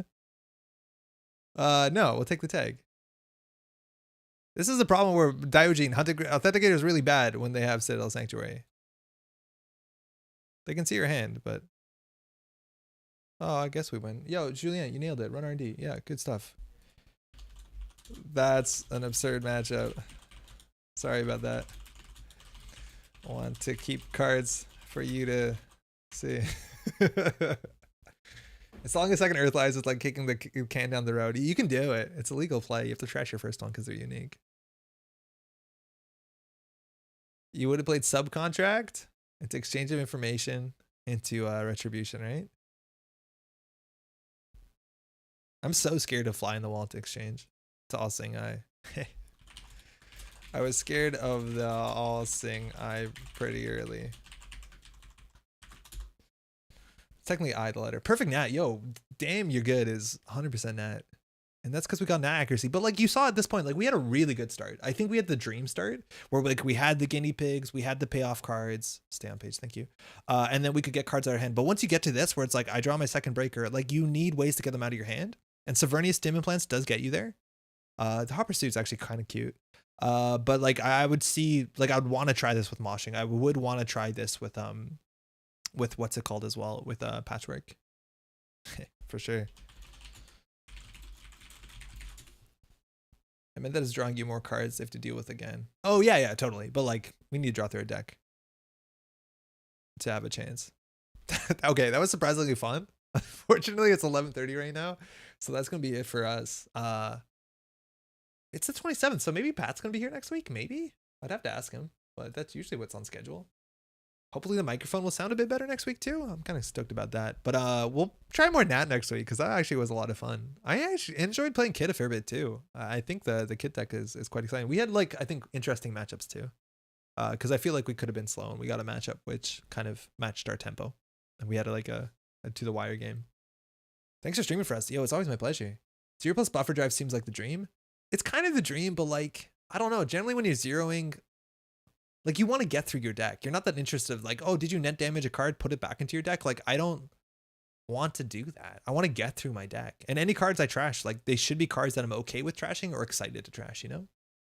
Moshing though is good. Moshing lets you manage your hand. So like, oh, extra Cradle, not a problem. Extra Breaker, not a problem. Maybe it bites into the Severnius Stim Implants, but so be it.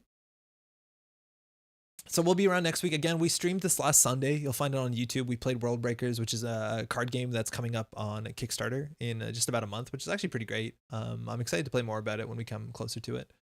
That's, I think, largely it. I have some YouTube comments to catch up on. I think that's it. Oh, man, wait, hold, real quick. We didn't talk about Nisei news. Maybe it's bad to say we're signing off and then do other stuff. Sanger says buffer drive is almost always wrong. I don't think I've seen it right yet. I totally agree with you. It's a very slow card. It's very expensive. It costs influence. The only situation when buffer drive is right is where a meta is substantially people playing like Kakugo and playing grinder decks. Because it's one of the best defenses against a sort of deck that's doing specifically 1 damage.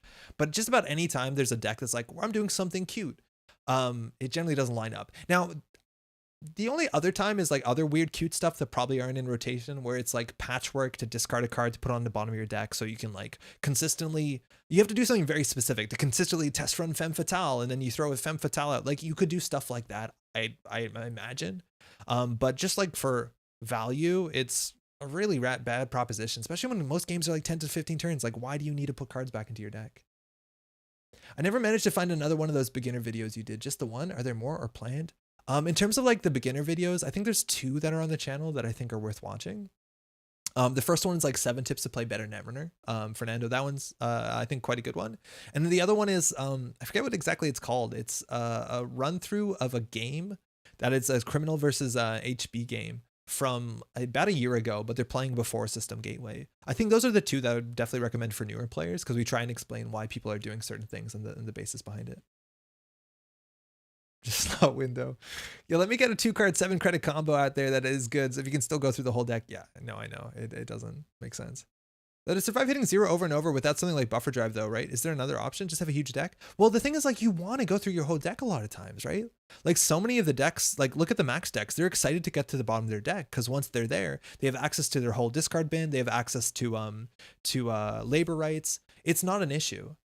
This would be an issue if you run out of steam. And if that's the case, like, that's where you start playing ongoing economy cards. Cards like Rielle, cards like Gnat, in theory, are ongoing economy. And then you want like continuous pressure cards. Cards like, you know, having a conduit or a Stargate or a turning wheel. Like, getting to the end of your deck is fine. Specifically also if we don't care about or don't interact with damage decks. If we have things like, you know, Guru Devinder. So I honestly think getting to the bottom of their deck is the thing that we want to do as quickly as possible.